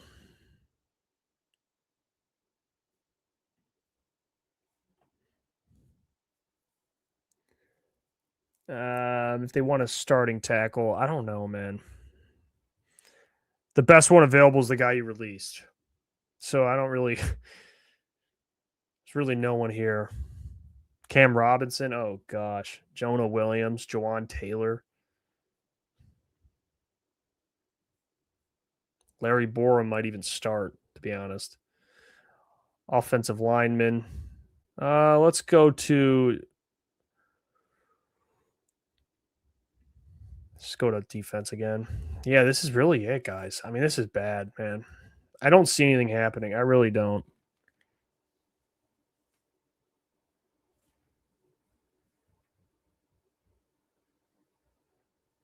Payne says Jonah Williams, only realistic guy I'd see there. Yeah. He's got the Petson connection. I think he played right tackle, left tackle coming out, played right tackle, and he actually was better. So, they probably at this point, guys, it's trending to me that Panay's going to play left tackle because Larry Borum's a right tackle as well. Played more snaps at right tackle. So, unless they draft a left tackle and everything changes, but Panay should be your left tackle. Rasheed Walker from the Packers, Zach says.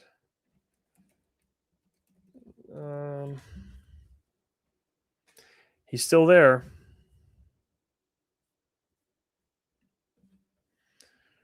Rasheed Walker is there. He's not a bad player by any means.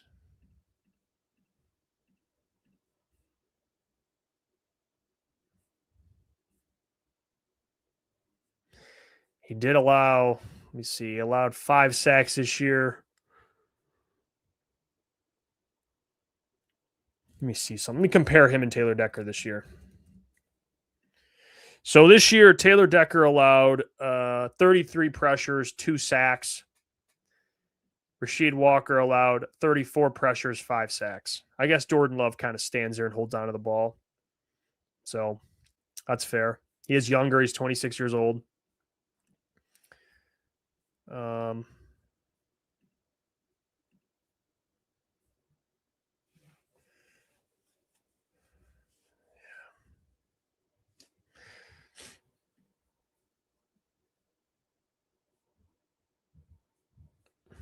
Yeah, Rasheed Walker could come in and play.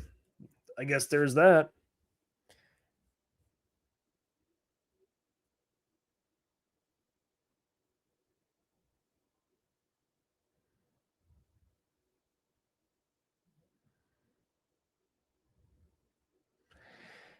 Let's see. Steve O says Aaron Jones will stay with the Minnesota Vikings. I did just see that. Matt says, Jeff, what are your thoughts on Devin Bush? Well,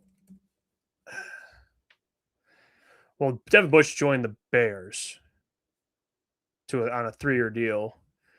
And he had a career resurgence last year with the Browns. He really did. Played pretty well for them. Let's see. He had 3 interceptions, 2 forced fumbles, 2 sacks, and 125 tackles. I mean, he was really good. And with the Steelers, after his rookie year, he had a great rookie year, but then he kind of fell off and, struggled a little bit. And he bounced around, went to the Browns and played well. So I think he's probably hitting his peak right now at 27. And I think the Bears got a pretty good player. So, yeah, man. Lomu, Maui Noah, Ionchador. I still don't know how to pronounce his name. Going to draft one of them. I love Caleb Lomu. I really do. Obviously, Maui Noah is a freak, and Max, Arizona State tackle. He's good. He's still developing. Kind of concerns me a little bit, but he's incredibly athletic. He's got quick feet. He's good in pass protection. But that kind of falls under, in my opinion, the project mold that Brad Holmes tends to go with, and people get frustrated. So I don't know if I would go with Max in the first round, but Caleb Lomu's been a starter for multiple years and been very good. And Lomu would be a beast. He's just steady. Like I think I know what I'm getting out of Caleb Lomu. He's got his arm length's fine, 6'6". Like he'll be a starter for a while.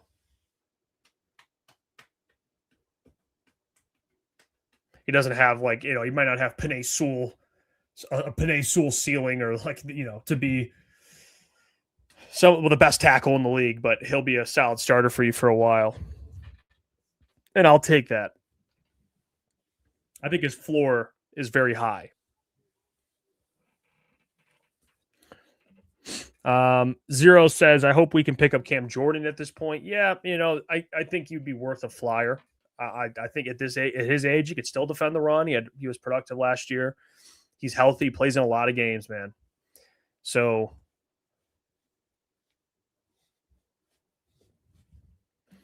I would be open to it. Lomu makes the most sense. Incredible run blocker like Sewell, less athletic, obviously. Yeah, he's less athletic, and people are going to look at Spencer Fano, and even though he's got the short arms and he's a little lighter, he's incredibly athletic, Spencer Fano. But I think Caleb kind of gets slept on because of Spencer Fano. He's such a good tackle. Caleb, they forget they had 2 really good tackles, and Lomu's given up like 1 sack or something like that in 2 years, 2 sacks or a sack. He's been incredible. He's been really good.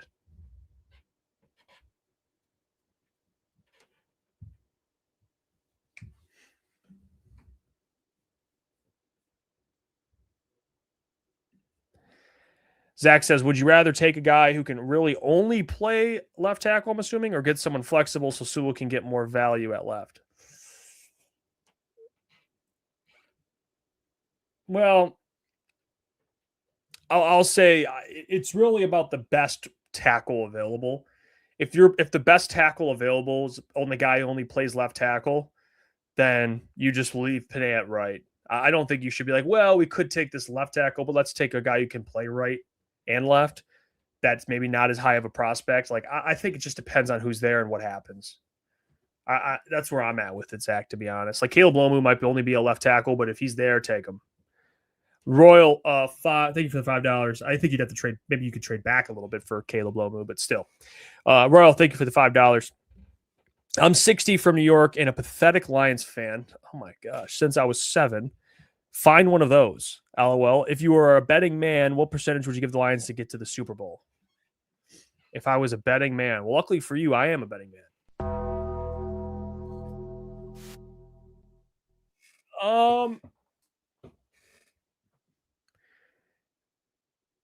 There's always a chance. Anything can happen in the NFL. I would say like 15%. 20%. No, that's too high. 15%.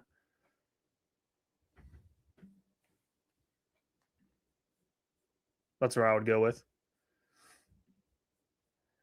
Wilson, take a guess. What percentage of Seahawks fans thought they were going to win the Super Bowl this year? See, that doesn't. But here's the thing. All right. Here's the thing. Everyone would doubt the Seahawks because they have Sam Darnold. But if you look at the roster, that is a Super Bowl roster. That's always was a Super Bowl roster. The biggest question mark was, what are they going to do with Sam Darnold? Is he good enough? And he proved he could play well enough for them to win. But that roster that defense was stacked. They had JSN. They signed Cooper Kupp. They got Rashid Shaheed. They got better as the season went on. But dude, like that's a Super Bowl roster. Like we kind of know. I mean, look at this roster right now. You think this is the same roster as the Seahawks, or good enough to win a Super Bowl? You think so? You think this defense is good enough to win a Super Bowl? You think so? I'll tell you what, man. This defense right now, as currently stands, cooked.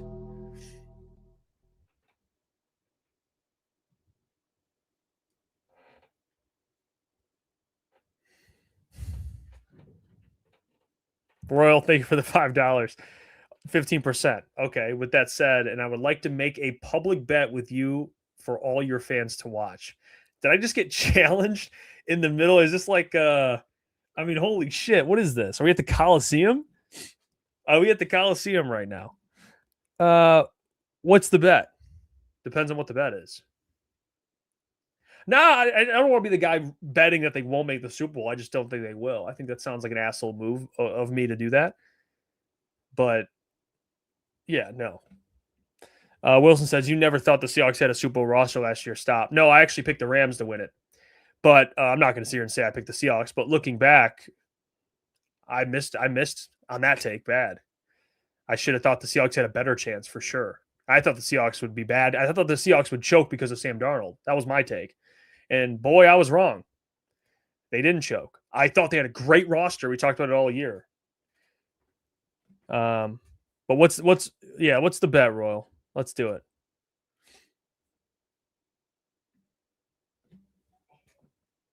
He's like, I get to own Crunch Time. Crunch Time is transferred into my name. It is my channel. I make the content. No, I don't know. Let me know what your bet is. Hopefully I don't get cooked. Actually, it's a win-win for me because I'll win the bet or the Lions will win a Super Bowl, so I'm cool with it. Kevin, what would you rather have for the Lions draft? First round DN like Falk Mesidor and a round 2 offensive tackle like Isaiah World or Demetrius Crownover, or first round Fearling Fano, second round Derek Moore catch the second option. Give me a great first round tackle and a second round edge. Danny Dennis Sutton throw in there too. Danny Dennis Sutton, I'm going to keep saying it, out of Penn State. Love him. He's a good player. I would take him over those 2 other players you have on there. But the reason why I say that is because the first round you're going to have some really good tackles. And I don't know if past the first round, I think it's going to drop off dramatically. So I would take a first round tackle. Michael says on-air challenges or bets don't work well for Jeff. This is a fact. Yeah, this is a fact. This is a fact. Based on the history. Lions today. Shout out Micro Mike, man. Shout out Easy as well, bro. Got Easy in here. Shout out to you guys for tuning in. Appreciate you, boys. Both killing it. Ken says, I would be glad if we win the North again this season. Royal, wait, hold on. $500? $500. Hold on, Royal. Do you know? Hold on now. Royal, hold on now. Now this just changed. Now I'm intrigued. $500. So just to get this clarification. $500. The Lions don't make the Super Bowl. I get $500. Or if they don't win the Super Bowl. What's the you got it? What's the layout here? Because I mean, you're basically telling me would I pay $500 for them to win a Super Bowl? Absolutely.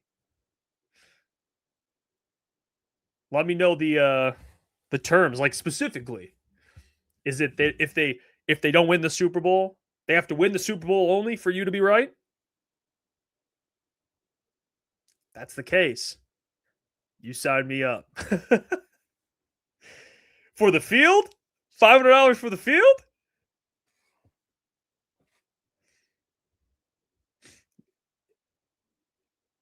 I think I'm in. Yeah, I'm in on that bet, man. Sign me the fuck up, dude. I'm in, dude. I'm in, Royal. For being serious.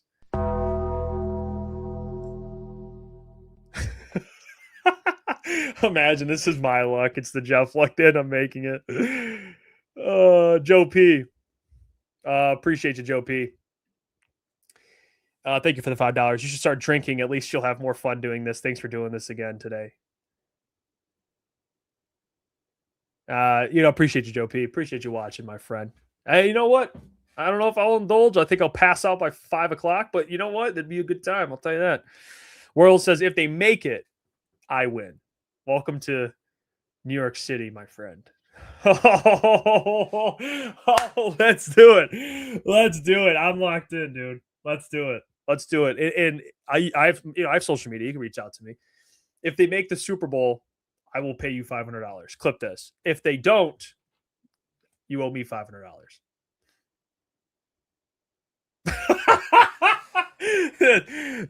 What am I doing making bets with viewers, man? This is not healthy. This is not good. Gamble responsibly. This is not something that people should be actively doing all the time. But Royal is a man with $500 laying around, and let's do it. Appreciate you, Royal.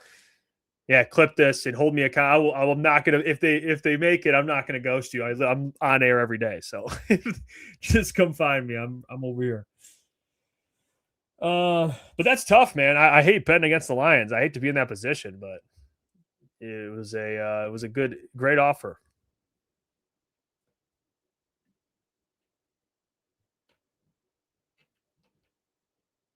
Anakin says Jeff has a gambling addiction. No. No.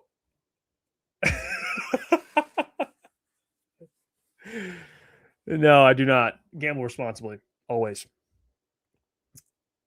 Yeah, that's crazy. I've never had that before. This is the first time I've ever done that. Made a bet with a viewer.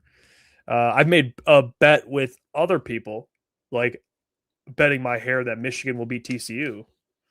But yeah, I'll take that, man. Lions make the Super Bowl. I'll be excited.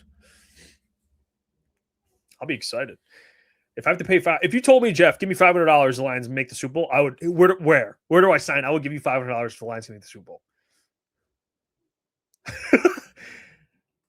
Michael, Jeff betting against the Lions making the Super Bowl is just what we need to make the Super Bowl. Oh, that's funny. Yep, I think that might have been the final push. Hey, you guys are welcome for the sacrifice. All right, it's all good. It is all good. And if they make the Super Bowl, we're all winning. Shout out to Royal, man. That's a lot of fun. And he threw in like 4 super chats. If you're living out in New York City, you probably got $500 to spend, my friend. So I appreciate the multiple super chats. And he became a member, by the way, Royal. So I don't know if you're a new listener, but I appreciate the hell out of you. That's very nice of you. Thanks for joining, hanging out. That's fun, man. That's good content right there. 4th and 60. Thanks for guaranteeing our Super Bowl appearance, Jeff. Well,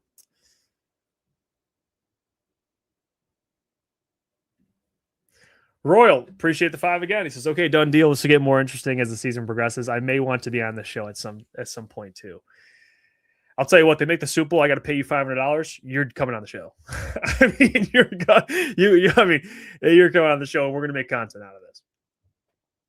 So don't worry about that. Appreciate that, Royal. Sit down interview with Royal and how he knew that me putting $500 on the line would guarantee the Lions make the Super Bowl.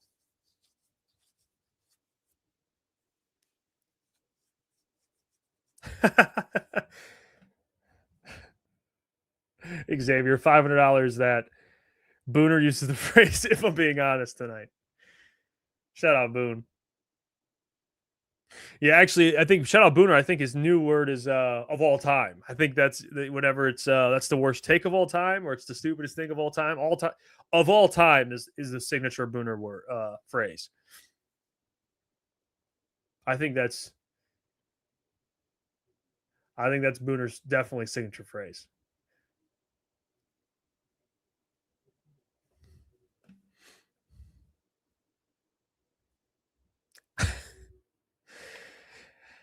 Combat Sex says we have so many holes. Brad now needs to draft for need, even though he said he won't. Yeah, well, it's looking like needs going to be more factored in because they kind of need different positions at this point, if I'm being honest. So, yeah, it's not really a luxury. Like we're just taking good players. I mean, based on how free agency going.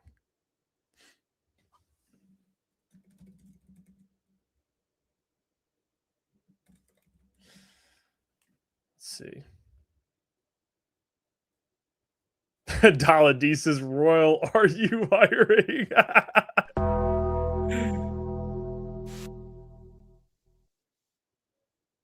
Royal. Last one for today. My name is Chris, since you took my bet. Nice to meet you, Chris.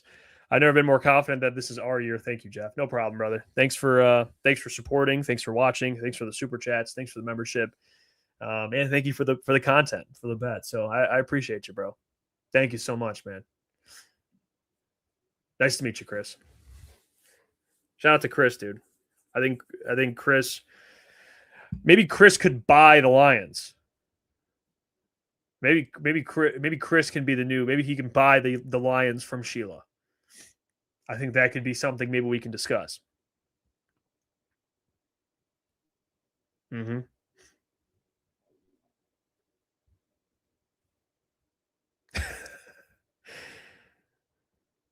Become the new owner. Steve says, I remember when Lucas said that Sam Laporta was going to be a Hall of Famer. Early on, he wasn't. It didn't look too bad.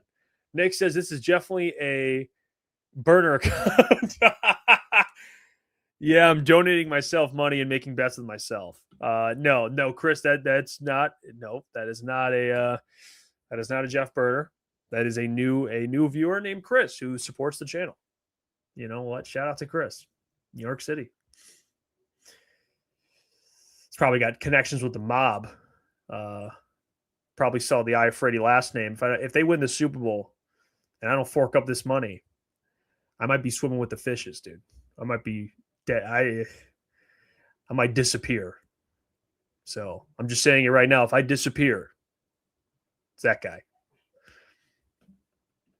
If I'm 6 feet under, it was Royal. I'm just kidding. I'm joking. I'm kidding. I'm messing around. I'm joking around. Dr. Clappin Cheeks. Wait, isn't the NFL headquarters in New York City? Yeah, it is. Is he controlling the script? Is Royal controlling the script? Is he writing the script? Potentially. Is Chris in control of what happens with the Lions, and that's why he made the bet? These are all things that we have time today to discuss because nothing's happened with the Lions. I didn't say that. Appreciate the $2. I keep refreshing and still nothing. I know, man. I'm with you. I keep having my notifications go off, and I look, and apparently ridiculous things popping up that have no relation to the Lions. Like Bam Adebayo's 83 points, which I'm still sick about. I just see Bam Adebayo as the number 2 point scorer of all time in a single game in front of Kobe Bryant just keeps me up at night. And that's what I got to see every time I look at my phone.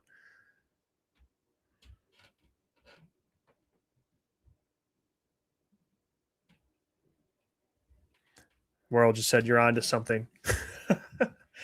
You're on to something, Jeff. Xavier says, 43 free throws is ridiculous. Yeah, dude. And then real cream of week, KK didn't get a foul call. This guy's shooting 43 free throws in a game. Like, what are we doing? Like Bam Adebayo, I mean, he averaged 18 points a game. Guy goes for 83 in a game. It's like Kobe's 80 was way better. Way better. It felt like it was 100 because he was a different time in the NBA. It was way different than now. It was a completely different league. So, I mean, today the league is a lot different. You can score points at a higher clip. More people have 50-point games now more than ever. I mean, remember that guy the Pistons had that scored 50 in a game, and he ended up getting cut the next year, and he had 50 in one game. Like, guys, points, they happen. They happen in today's league a lot differently. Let's see. 4th and 60. Jeff, since nothing is happening with the Lions, you should review how the NFC North free agents are shaping up. What will the Lions be facing next year? Well, the Vikings so far, I don't know. They're kind of incomplete because they haven't brought in anyone at like significant, but they just restructured Justin Jefferson's contract. So we'll see what happens there. Maybe Kirk Cousins ends up going there. Maybe, Kyler Murray ends up going there. They could still trade Jonathan Greenard. Malachi Flynn, thank you for that, Detroit Supremacy. But the Vikings, I don't really know what to make right now until they get a quarterback. So I'm going to kind of keep them off to the side. The Packers traded Rashawn Gary, which I think hurts them. They let Romeo Doubs walk. They let Quay Walker walk. I'm curious to kind of see what happens with the Packers still, because the Packers fans are probably taking victory laps on the Lions. Like, what have you guys done? You let all these guys walk. Who have you brought in? I think they did sign Packers.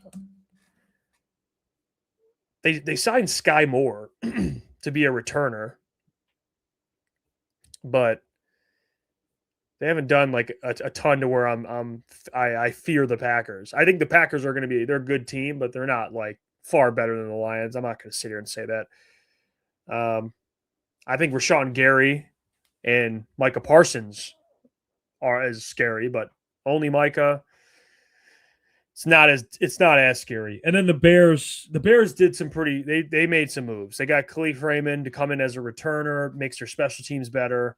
They added Kobe Bryant from the Seahawks championship caliber guy, really good safety. Devin Bush to replace Tremaine Edmonds. Devin Bush is a good linebacker.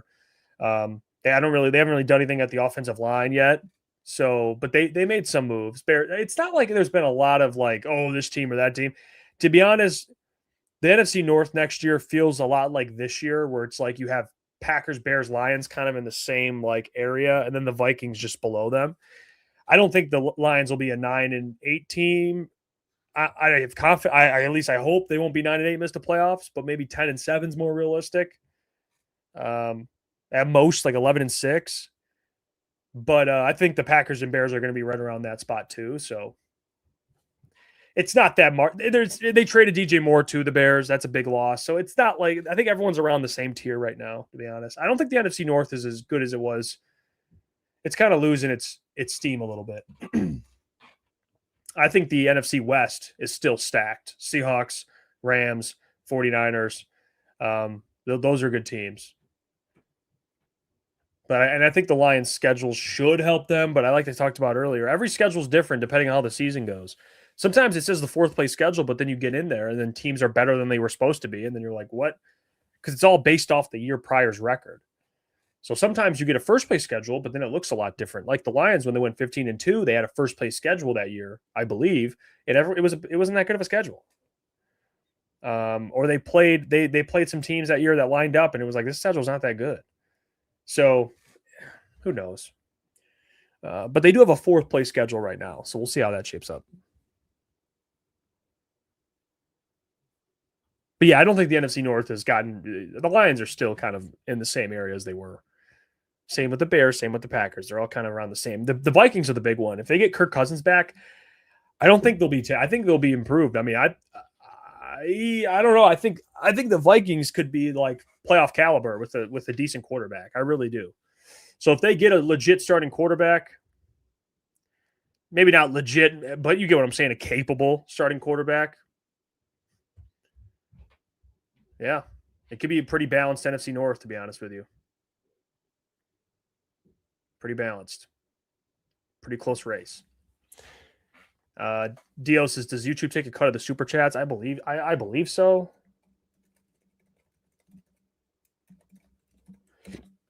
They take 30%. And the creator gets 70%.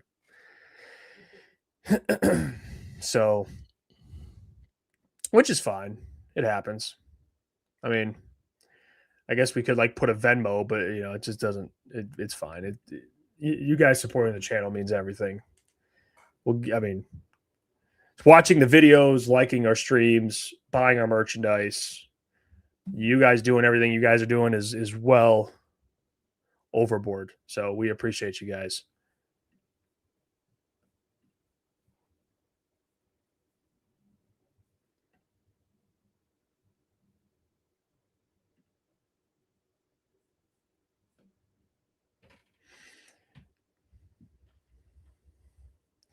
Xavier says, what percentage of that 500 does your girlfriend get? It's a great question. Depends if I tell her, I guess. But yeah, no, I mean, it would definitely, it'd be, I don't know, do the math. You probably would have to go out to a nice dinner with that $500. So unless she's getting like crab legs and, some wine and all, which, she's good. She's great. She doesn't do that. She's a good girl. So I don't think it'd be as bad as maybe some other people. Some girls might want 85% of it, but I think I got pretty lucky. Oh, here we go. Royal, how much for the rights to Crunch Time? Speak with Booner. Let me know. I will be reaching out soon directly. I mean, who is Royal? Are you like, I mean, who is this man? Is this like, who is this? Who is this man?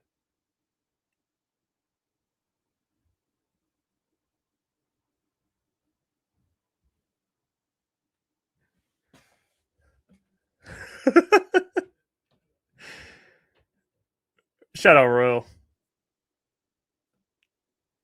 Michael says Sauer was in a meeting. What was the $500 bet? So basically, Royal, aka Chris, who seems to be a new viewer, who's he turns out, man, the guy's a lot of fun. He's making bets and throwing out ideas, some great content ideas. So we've had some fun today, even though it's been boring as shit on the show. There hasn't been anything happening really. But Royal offered me a friendly bet of $500. If the Lions make the Super Bowl, I have to pay him $500. If they don't make the Super Bowl, he has to pay me $500.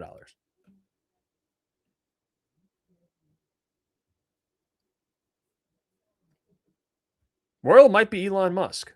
That's a good guess. It's Jeff Bezos. I don't know. He's Mark Zuckerberg. Michael says, free shirts for members with that 500. Hey, why not? I'll get you guys some merchandise for that 500. Let's see what happens. I'll take the field. I got the field on that. So I don't know if you guys like my chances or not. Maybe it's bad. I'd hate to be in this position, but Royal, it's a great idea. It's a good content idea. So now I'm locked in. I'm good. I am locked into it. Emerald says, since the Lions aren't doing anything, Hefe, are you going to marry this lady? Well, you know what? Listen, man. 25 years old. I turned 26 later this year. Got to start thinking about those things. Okay, I want to have a family one day. I do want to get married. So Hefe will be locked down at some point. Time frame of that, we'll see. We'll see what the time frame is. I got a mission right now. You know what that mission is? Is building crunch time. And being one of the biggest sports media outlets in the state of Michigan. That's what I want for Crunch Time Sports. And you guys help us do that. So that's the plan right now. And she has been very supportive of that. She has been very supportive of that. 4th and 60. Jeff, have you ever reached out to Paul Farrington, the Paul Farrington show? He's a Vikings channel and a closet Packers fan. They do a good job. You have a similar styles. Oh, really? I've never heard of it. I'll check it out though. I appreciate it. I love doing collabs with other content creators. I got no problem with it, man. Some guys are a little iffy about it. I don't mind doing it. I like collabing. I like doing stuff like that. And I'll look in Paul Farrington. I'll write him down. Love to check out his stuff, man. Especially NFC North creators.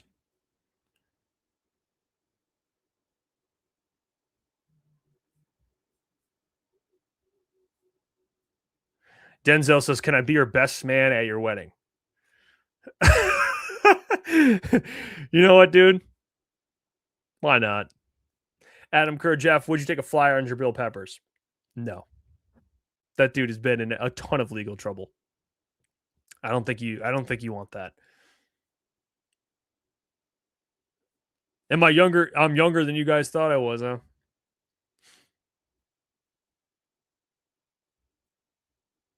Rose says, I can do that for you much easier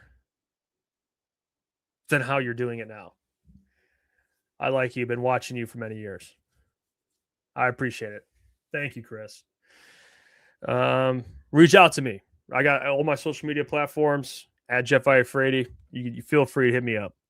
I'm always ready to discuss anything. I gotta know who you are, Chris. I mean, you might really be like Jeff Bezos. I don't know. This could be the start of something special, from a $500 bet to a partnership. Who knows?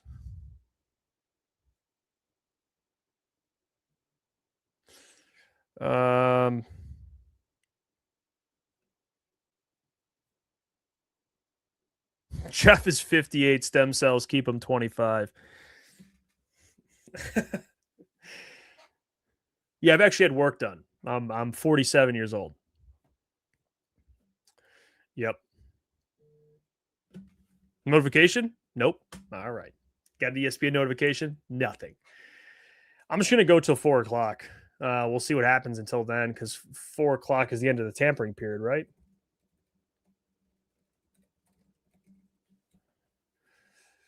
It's the league year. The free agency officially begins at 4:00, I guess.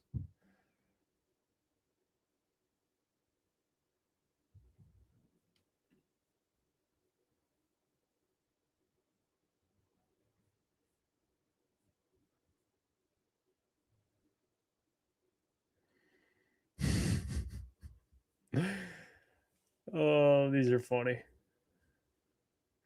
Denzel says, do you have any advice? I want to start a channel for St. Louis Battlehawks NFL. Do you have any advice? Just make content. Honestly, that's the best advice. Get in front of a camera. Watch, take things from people that do it. But yeah, get on there and start making content, my friend. Get a microphone, get a camera. If you have a laptop, that should be good enough. And start talking about things that you want to talk about. I would suggest doing things that maybe create interest, that have interest already. The UFL, it's kind of a niche thing, just being real with you. So if you're going to go that route, I would suggest more broader things, NFL, things that there's a bigger audience for. Obviously, the Detroit Lions is a big one. But yeah, just start making content. If you want to do UFL and that's a passion of yours, go be the best UFL content page, podcast, outlet for people. All right, go kick ass, but just get in front of a camera and start it. That's the easiest way to do it. Sometimes it's really that simple. If you go look at Crunch Time's videos when we first started to now, like, I'm not saying we got this like professional setup, but it's much better. Learned a lot throughout the way. Thumbnails, everything. So Brian says, I'm guessing there's a report that the Lions are heavily pursuing Crosby, but the Raiders aren't budging off 2 firsts.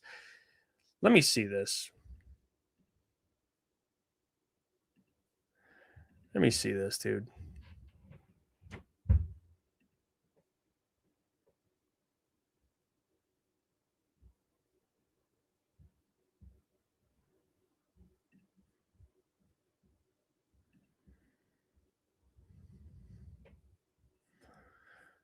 I don't see anything being reported by... And like, I haven't seen anything being reported by like Lions media. And if they're not talking about it,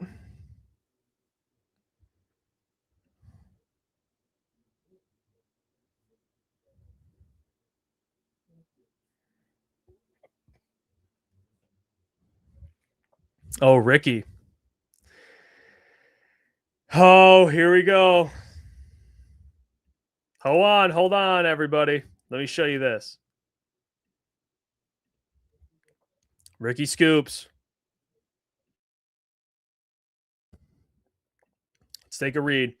Ricky Scoops. While the Lions have made it a priority to give Hutch a pass rushing duo, they have been unable to close on any deal thus far. With Hendrickson slipping away to the Ravens, the front office has been working phones and remains extremely aggressive, a sign of something to come in Detroit. And there's a picture of Crosby. So that's more of an insinuation. The thing I do believe about this is they've been working the phones and getting denied. Because obviously they haven't signed anybody. I wonder if they tried to pursue Trey Hendrickson. I did see teams that were involved in the Trey Hendrickson sweepstakes, and I don't think the Lions were in there. It said the Colts almost got him, and they didn't. The Bills were in there. The Bucks had a 1-year deal thrown out to them. I didn't see anything about the Lions on Trey Hendrickson, so I don't even want to hear that. The Bucks threw out a 1-year deal to him. At least you could have been like, hey, here's this if you don't get a deal. I didn't see anything. But yeah, like Coach Walk said, unless Adam Schefter, Ian Rappaport, or Ricky Scoops, I don't believe it. Dude, the Ricky Scoops wave has been amazing the last year on our channel. People don't believe Ricky Scoops. And now let me tell you something. I know it's skeptical. You're like, who the hell's Ricky Scoops? Well, actually, Ricky Scoops' Twitter got deleted. He deleted his own Twitter. And then there's this other one, Ricky Jr. But basically, Ricky Scoops is this guy. He's anonymous on Twitter. And he has all these insights to different things that are happening. And people are like, who the hell is this guy? But things happen after he says them. He is truly on point for a lot of what he says. I mean, it's actually absurd. And I told Booner about him on the show, and Booner's bought in. And then now we're huge Ricky Scoops fans because the guy is just like a sneak. And insiders hate him because he's just some random dude with a picture of a dog that Like, this is this guy's page. I mean, it's just like a troll. He's a troll, but he's spot on. Who's he following? Oh, he doesn't show. But I think this is his other page. But yeah, I don't know. I hope this is true. The front office has been working phones and remained extremely aggressive. I hope this is true. I really do. That would be awesome.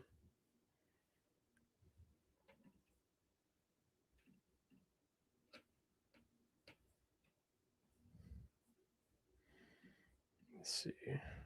Scoops, legit. Dynasty builder, Kirby Joseph, and next year's first for Max. That should be a late first, mid-20s next year.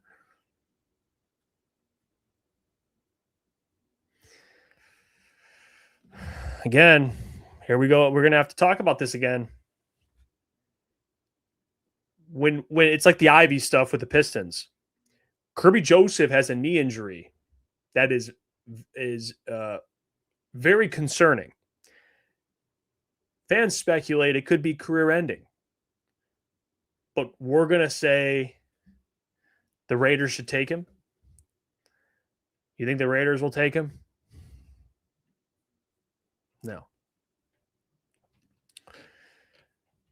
It's like Jaden Ivey. Well, the guy, you know, his leg injury affected him and he doesn't look as explosive, but some team should be able to offer us a lot of money.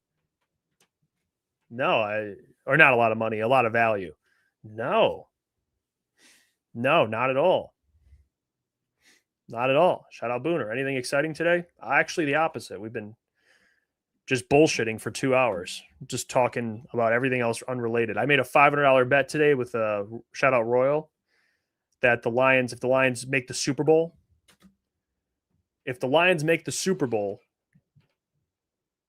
I owe Royal $500.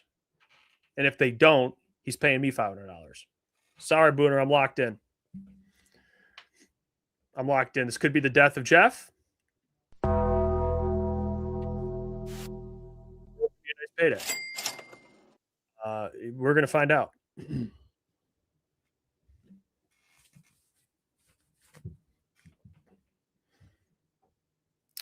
So, yeah.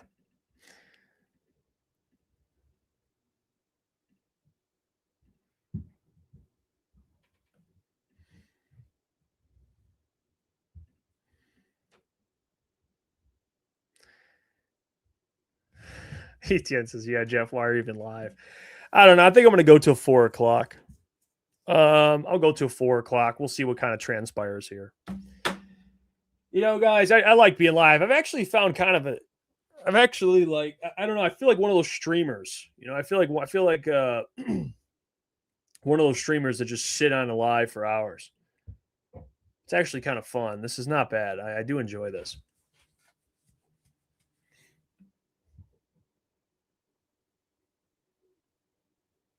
This is fun.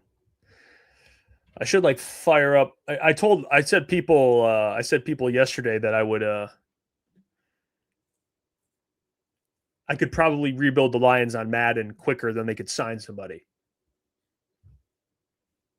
Like I could win a Super Bowl in Madden quicker than they sign the next guy. I should have went through with that.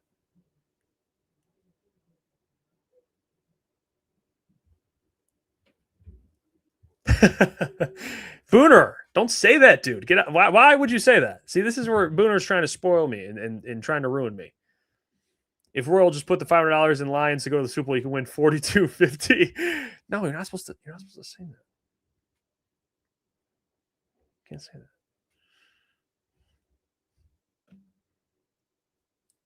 You're supposed to shut the hell up. Shut the hell up, Booner. Shut the hell up.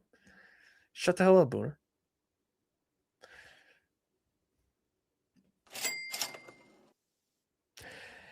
Let's see. Madden. Jeff, did you see Hendrickson was under the impression he was going to Baltimore to team up with Crosby? I did not see that. Where was that a thing? He thought he was teaming up with Max Crosby? I didn't know that.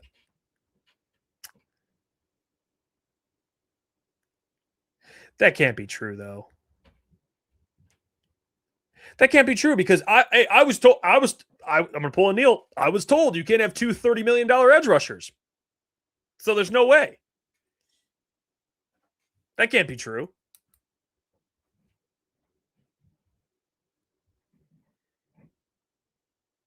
Oh, Shefty said that? So you can't have two $30 million edge rushers.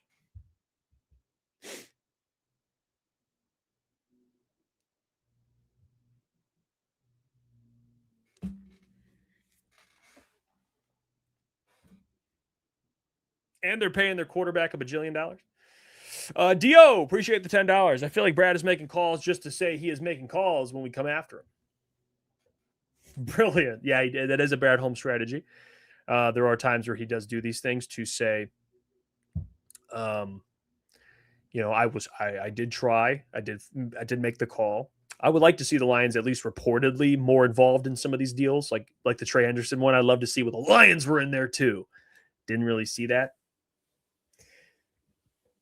So, yeah. Appreciate the $10 though, Dio. But yeah, I'm with you. That's a good theory. I think that theory is correct. I think this is where we're going to talk to the doc tonight, and I am going to be asking him, when does Brad Holmes speak? Maybe I'm just blanking because I've been talking for 2.5 hours straight, but I don't know. When does he meet with the media? Like, are we going to hear from Brad soon? Is it like, do they do a recap? Oh, they do. They press conference. They do press conferences, I think, for the signings. Right? I think they do. Like, I think Cade Mays will meet with the media. Pretty sure.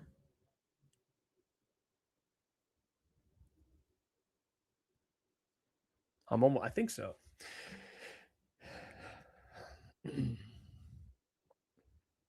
Booner. Yeah, the doc, man. The doc went on Big D Energy today on a Wednesday and talked ball. It's tough. It's tough for the doc Wednesdays. I love that. We love the doc. I sometimes in text I don't love the doc. That guy says some wild shit over text. He does. The doc, he's got to work on that. I'll tell you that, man. He's got to work on that.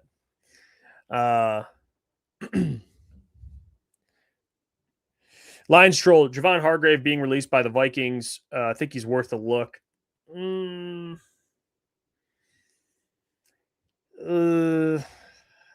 mean, maybe he's worth a look.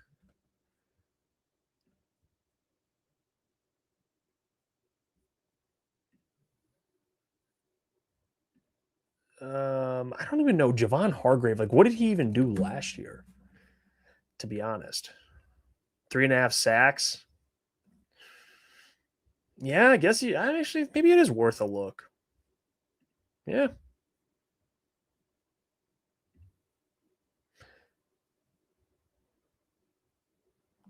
It is worth. Actually, yeah. I would say it's worth a look.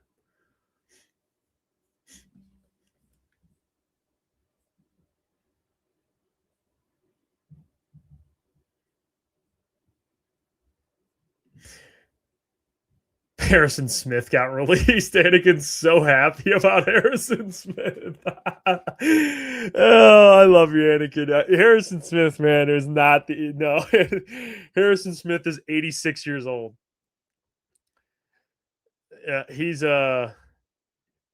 Harrison Smith is I love Harrison Smith, but he's so fired up about Harrison Smith in the chat. I would say he wasn't bad last year though. I mean, he wasn't.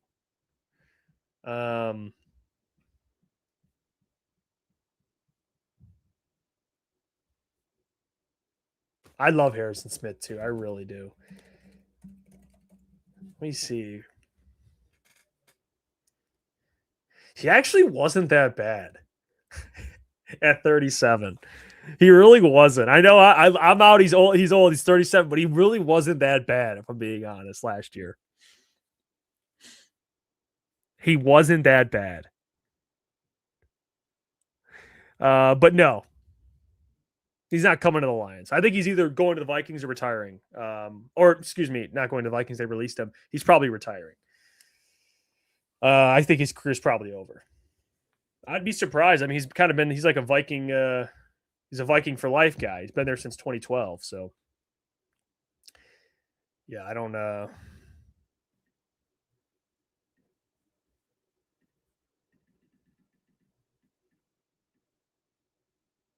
me see.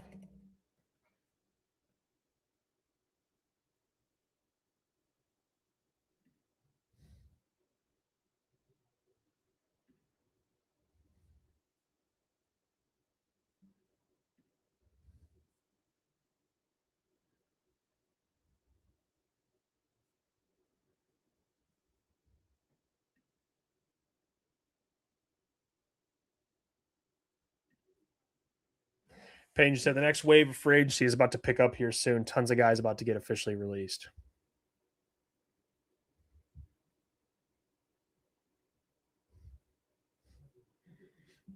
Hope so, man.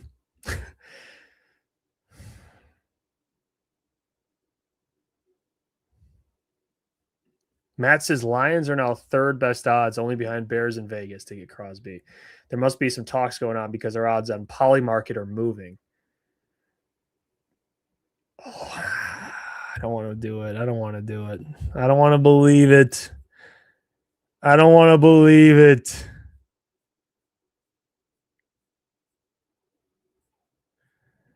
I don't want to believe it. Yeah, Matt, we did. We showed it on the show yesterday. The guy who shaved his head, and then the trade backed out. I don't know. That was hilarious. They just passed out. Yeah, Matt, his hairline, dude. Oh my gosh, his hairline. Oh gosh, me and Booner were dying last night at that on air. That was hilarious. We just passed Cincy, Matt says. That man's hairline. Oh, that man, dude. I'd be so pissed, dude. Bald, shave your head, and then the trade backs out. Like, someone's got to pay for that. Like someone has to pay for that, dude. I would be devastated. I'd be so devastated. I would send Eric DeCosta the meanest fucking email of all time. I'm sending him a mean Karen email, dude. I'm sending him a mean one. I had to shave my head for you guys to just back out. Like, screw this shit. I think he responded. It was like, well, I needed a haircut anyway. It's like, I respect the positive outlook on it. Polymarket's pretty trustworthy, by the way. I mean, and like, I don't know with like odds and stuff, but it's a market. It's like a no free ads, but that's what they are. It's like a stock market for sports. I mean, that's pretty much what it is, right? I believe that's kind of what it is. I never used it, but I would assume it's like Kalshi. Maybe a little different, actually. But they just predict. It's just saying, yeah. Booner is into like stuff like that, and I think there's a lot of truth into a lot of stuff like that, like odds for stuff happening.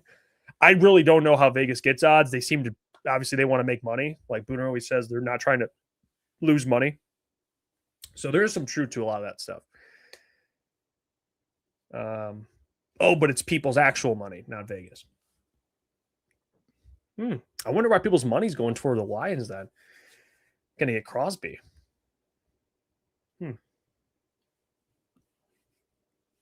I don't know.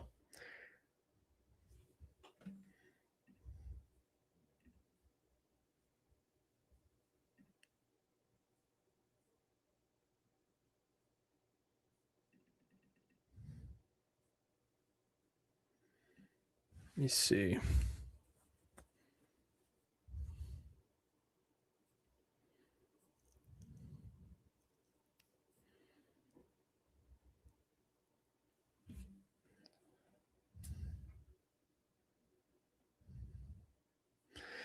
What does this mean? Okay, I need your guys' help. What does this mean by Max Crosby?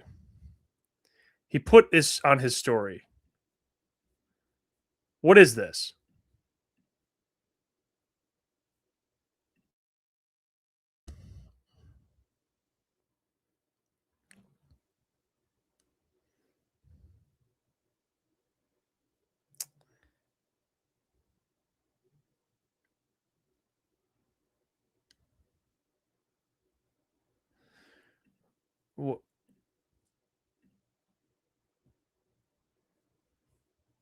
Oh, people are saying Cincinnati and Cincy.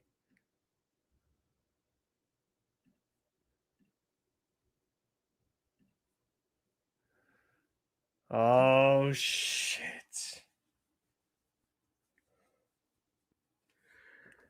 Oh, Skyline Chili, Bengals.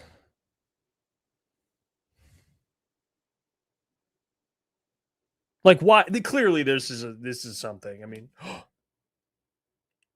oh, never mind. Yeah, I just got a notification that the Cardinals released Kyler. I thought there was something more. It says the Minnesota Vikings are going to be a potential landing spot.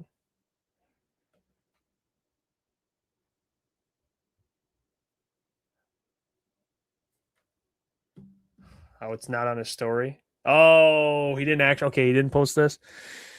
I fucking hate this. I hate Twitter. Okay, disregard that. He didn't even post it. All right.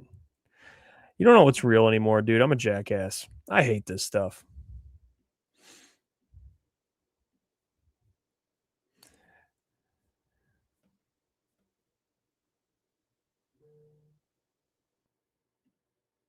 Oh, the guy who posted it is a Skyline Chili partner. I just got Ballsack Sports.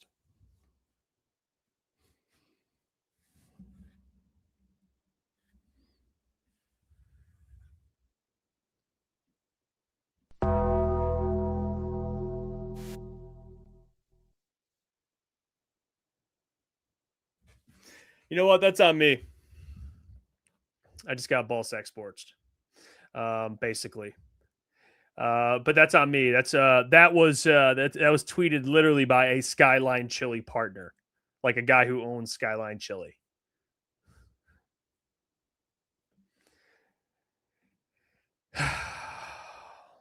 It's not real. No, it's not real. Disregard that. Not real. Not real. Now, if it was like Mom Spaghetti or something, I would have definitely said it was real, even if it wasn't. But what about this, guys? This is real, by the way. Coach, I would say that's real. No, I'm kidding. So yeah, disregard what I said. All right, this right here. Evan Siddery says the Vikings are actually shopping Jonathan Greenard in trade talks. Bradham Schefter on McAfee. It appears now Minnesota will move on from Greenard as teams are chasing him as their fallback option for Max Crosby and Trey Hendrickson. If the report from Ricky is true and the Lions are trying to be active and trying to get an edge to pair with Hutch, this is a guy you should be trying to talk to. Or the Vikings you should try to be talked to. Let me see his contract. He is making.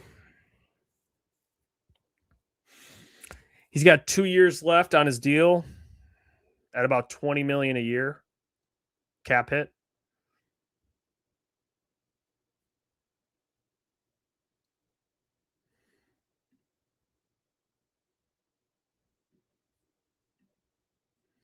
I don't know. Let me see.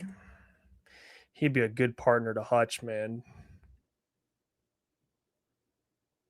Let me see. He played in 12 games last year. Had 3 sacks. But the 2 years prior, he had 12 and a half and 12.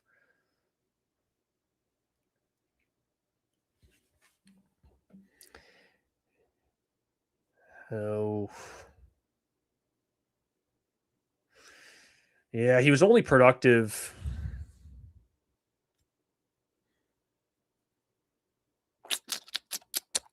He was productive his first year in Minnesota. He had 12 sacks and 4 forced fumbles. And then this past season played in only 12 games and had 3 sacks. So his production did drop. I'm not sure why.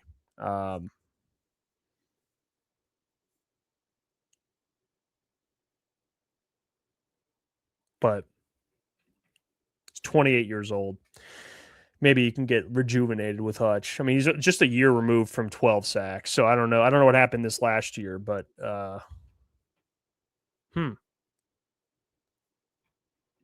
yeah, maybe not.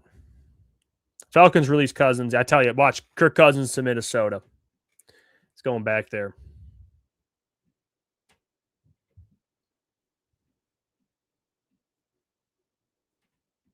That's where he's going.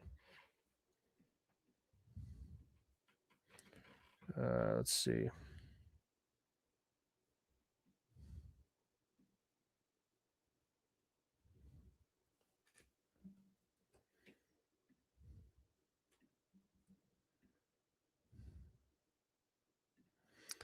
Man.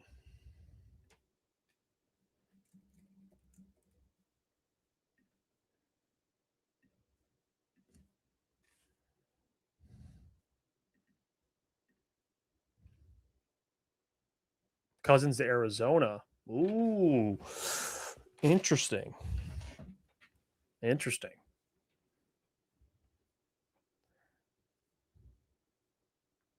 not a bad landing spot either, to be honest.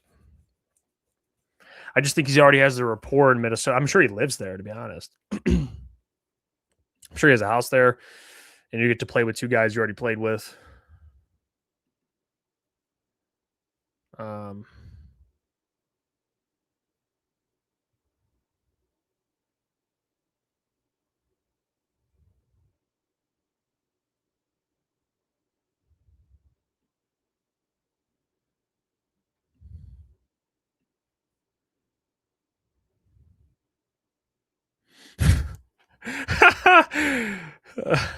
He does. Kirk Cousins, yeah, he seems like that's actually a fair point by you, Nate. Cole's cash, Kirk Cousins. Yeah. You probably pay the guy in Cole's cash, to be honest. And he'd probably play on it.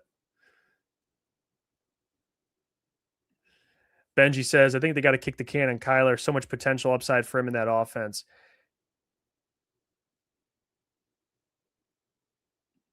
Wait. Whoa.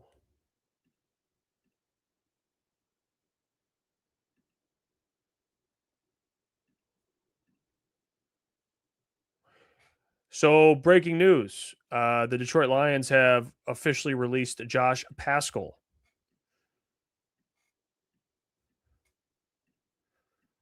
The Lions have released Josh Paschal.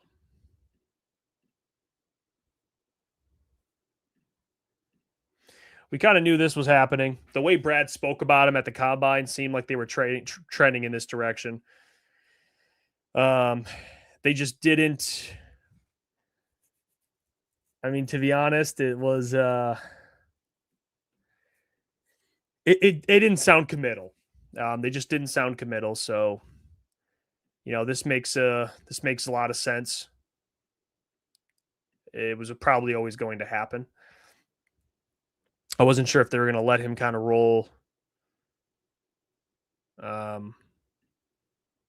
until the season or until training camp, but they cut him now, which I'm cool with, honestly. I wish nothing but luck for Josh Paschal, but we kind of know what he was. But yeah, this is another edge / defensive lineman that they're releasing.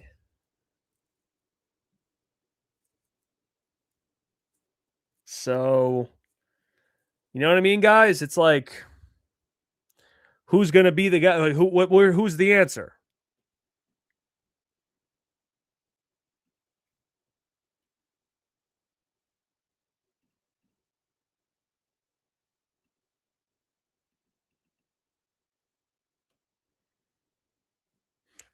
I don't know.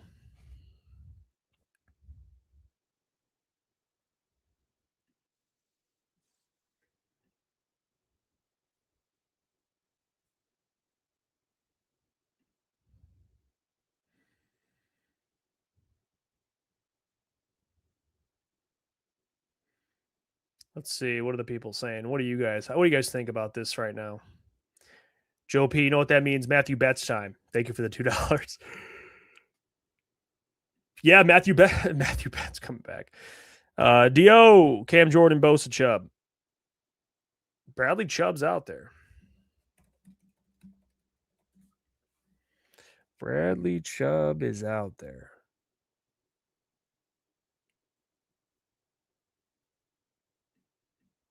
Bradley Chubb is out there. Cam Jordan's out there. Joey Bosa's out there.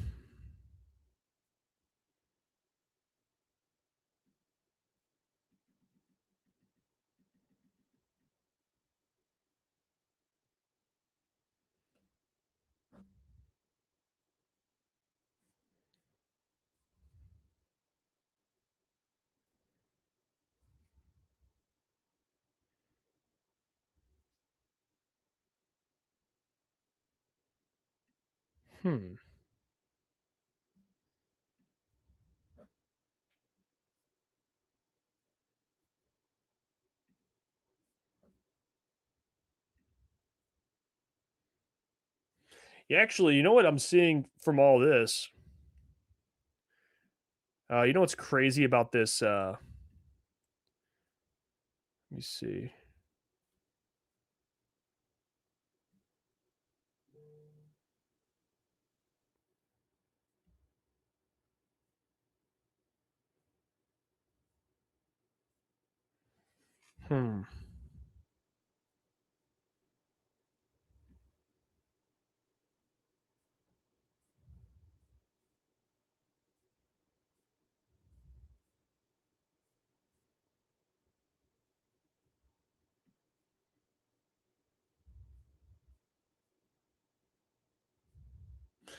Releasing Davenport would heal my soul. He's a free agent.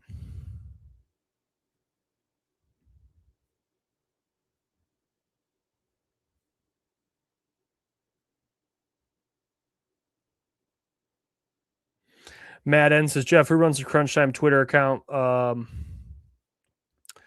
out Boone. He handles that. Yeah, Davenport's not under contract. He's a free agent. Davenport's a free agent, so he would be. They'd have to re-sign him.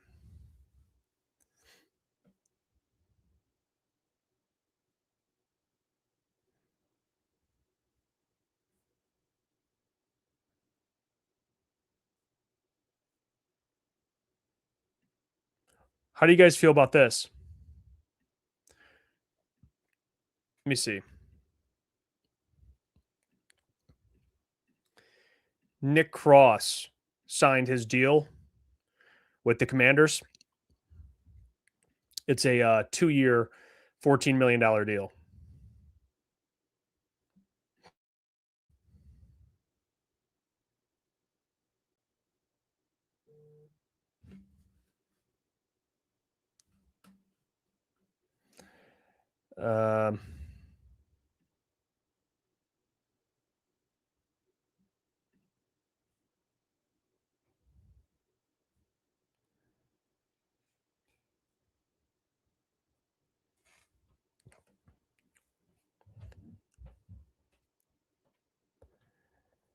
Let's see. Aiden and Hassani are the only defensive ends edges on the roster right now. Yeah, I mean, that's the issue here, guys. They don't have anyone that can rush the passer. I mean, Josh Pascal wasn't someone that could rush the passer, but at least he was another body in that defensive end room. They just don't have that. They don't have it. They don't. They just don't. Let's see.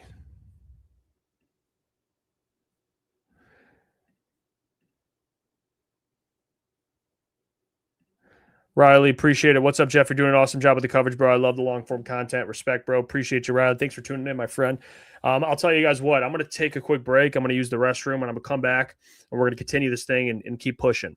I'm going to keep going until 3-hour mark. If anything else happens within the Detroit Lions realm, I'll talk about it. So give me a couple minutes. I'll be right back. See you guys in a second.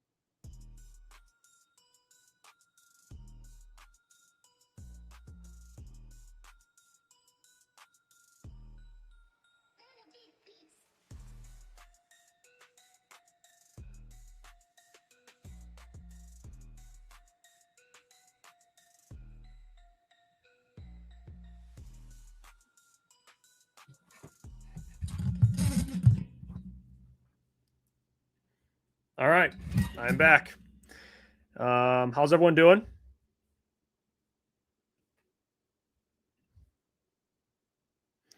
By the way, I want to show you guys something that I just saw Jim Costa put out, but it's actually from Jeremy Reisman.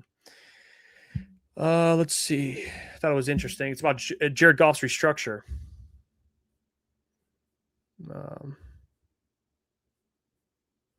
Let's see.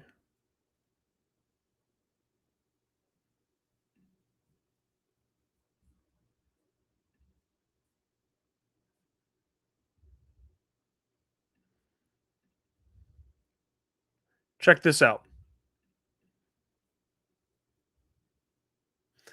So this is from Jeremy Reisman's article. You guys tell me what you think or make of this. It's worth noting that the Lions opted not to maximize Goff's restructure. They could have moved an additional $13 million-ish of his 2026 salary into a signing bonus, but they opted not to spread that over the remaining years of his contract. That could be to limit the amount of cap hit they continue to push into the future, or it could be a sign they don't intend on using all of that extra cap space this year. interesting note by Jeremy. They could have freed up more money, but they did not.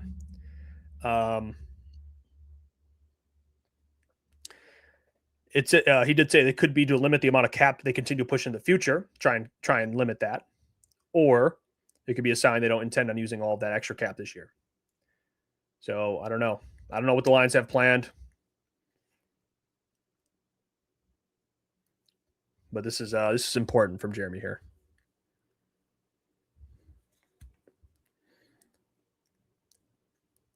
Damn.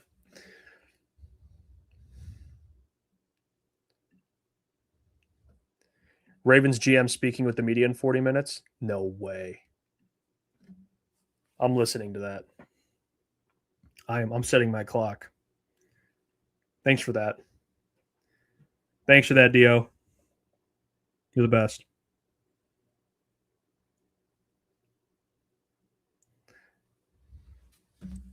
No, I didn't show a Meeks tweet, Boone. What did he say?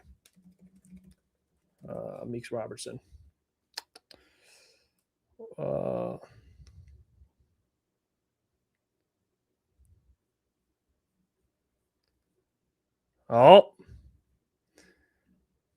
What did Meek do? Meek tweeted, "It'll all make sense when the smoke clears." What does that mean? What does this mean? What does this mean?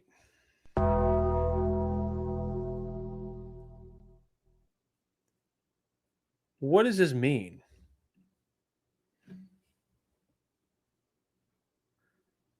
It will all make sense when the smoke clear.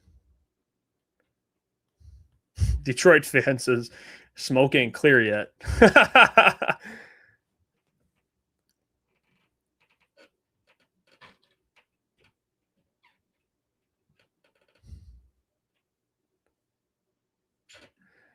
Oh, Booner with a tinfoil hat.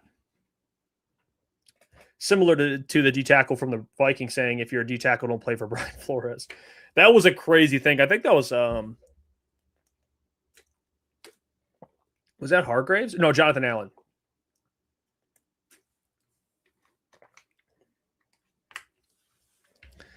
I don't know. It's a good tinfoil hat take, though. Superfan Hutch. Wonder if that was the smoke the wide receivers gave him this year.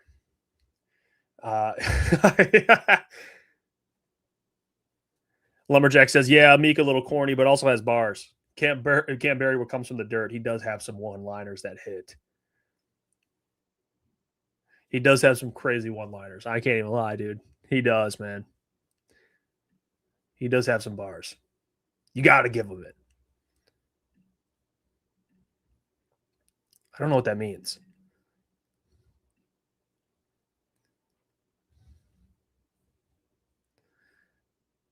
So can we just say this though? Officially, Josh Pascal was a bust. That's not even like victory lap, and we all knew it already, but just releasing him today, you just signaled he's a bust, basically. Second round pick that didn't do anything for you. So hey, it happens. I'm not saying Brad's got to be perfect. I'm just stating what it is. Okay. He's a bust. Leave Alonzarique holding on for another second round pick that probably is a bust. And then Ennis Rakestraw at this point, probably another one of those.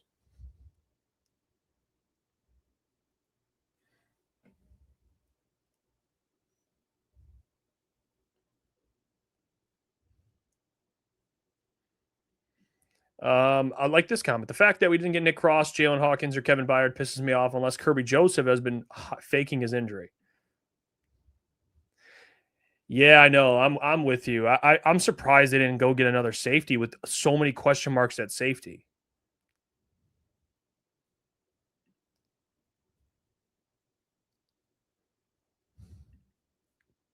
I mean, I'm surprised. I really am.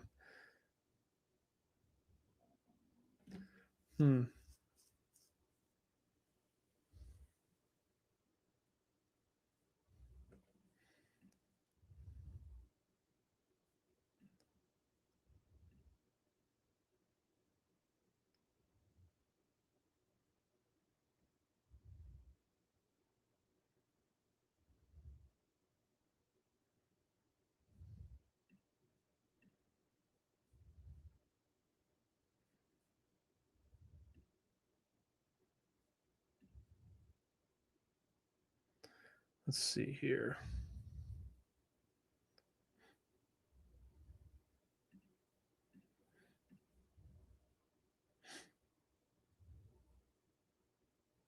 Chubb to the Bills.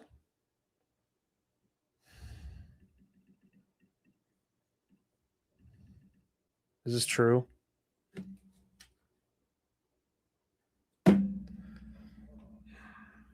Bradley Chubb just joined the Bills. Yep, he just went to the Bills.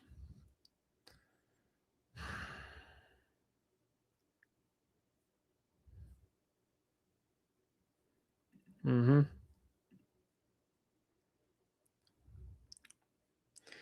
He is signing Bradley Chubb is signing a 3-year, $43.5 million deal, worth up to $52.5 million. With incentives that includes $29 million guaranteed, a 3-year, $43.5.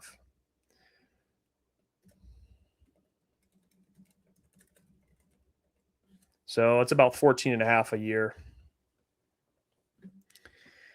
Yeah. Probably could have done that, to be honest, if we're being real. 14.5 for Bradley Chubb.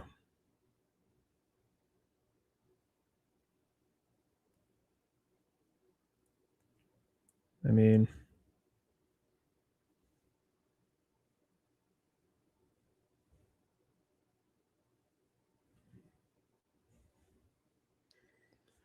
yeah, 14.5 for Bradley Chubb. I mean, now you're looking at the market still: Cam Jordan, Joey Bosa, Jadeveon Clowney.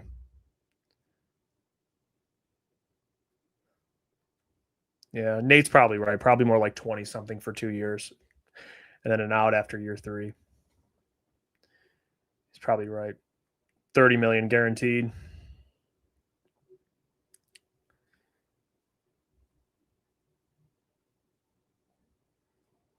Yeah, probably right.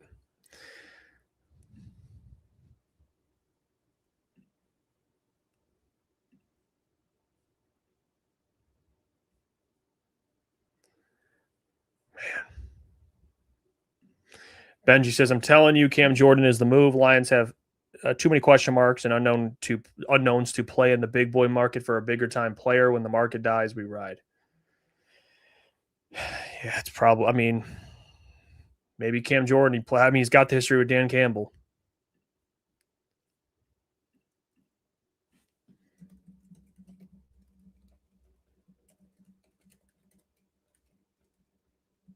Let me see.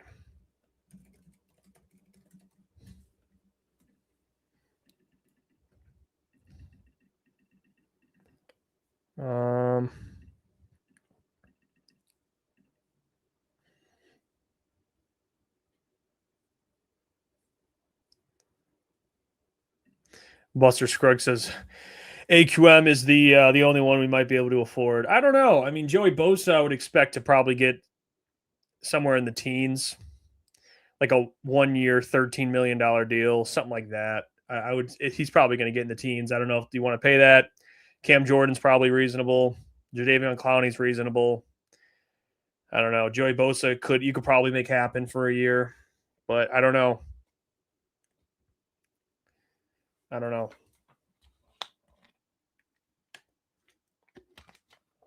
I don't know, guys.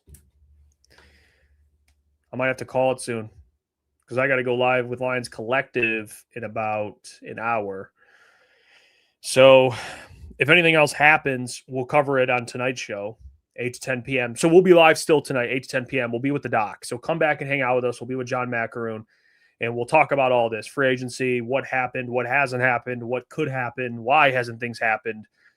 Maybe something big will happen at 8 p.m. So we'll talk about it then. Me, Booner, John Macaroon will be there. So come hang out for Wednesdays with the DOC. I'll be live on Lions Collective 6 to 7 on our Lions Collective channel, which you guys can check out as well. It's linked in our channel as well. But I appreciate you guys hanging with me today. I know nothing happened, but hey, Josh Pascal got released. Jared Goff got restructured. So maybe something else happens. Daniel says Brad smells like hot dog water after all that cooking. Okay, well, there you go. We'll end it there. Appreciate you all. I'll catch you on tonight's show, 8 to 10 p.m. Until then, I will catch you all. See ya.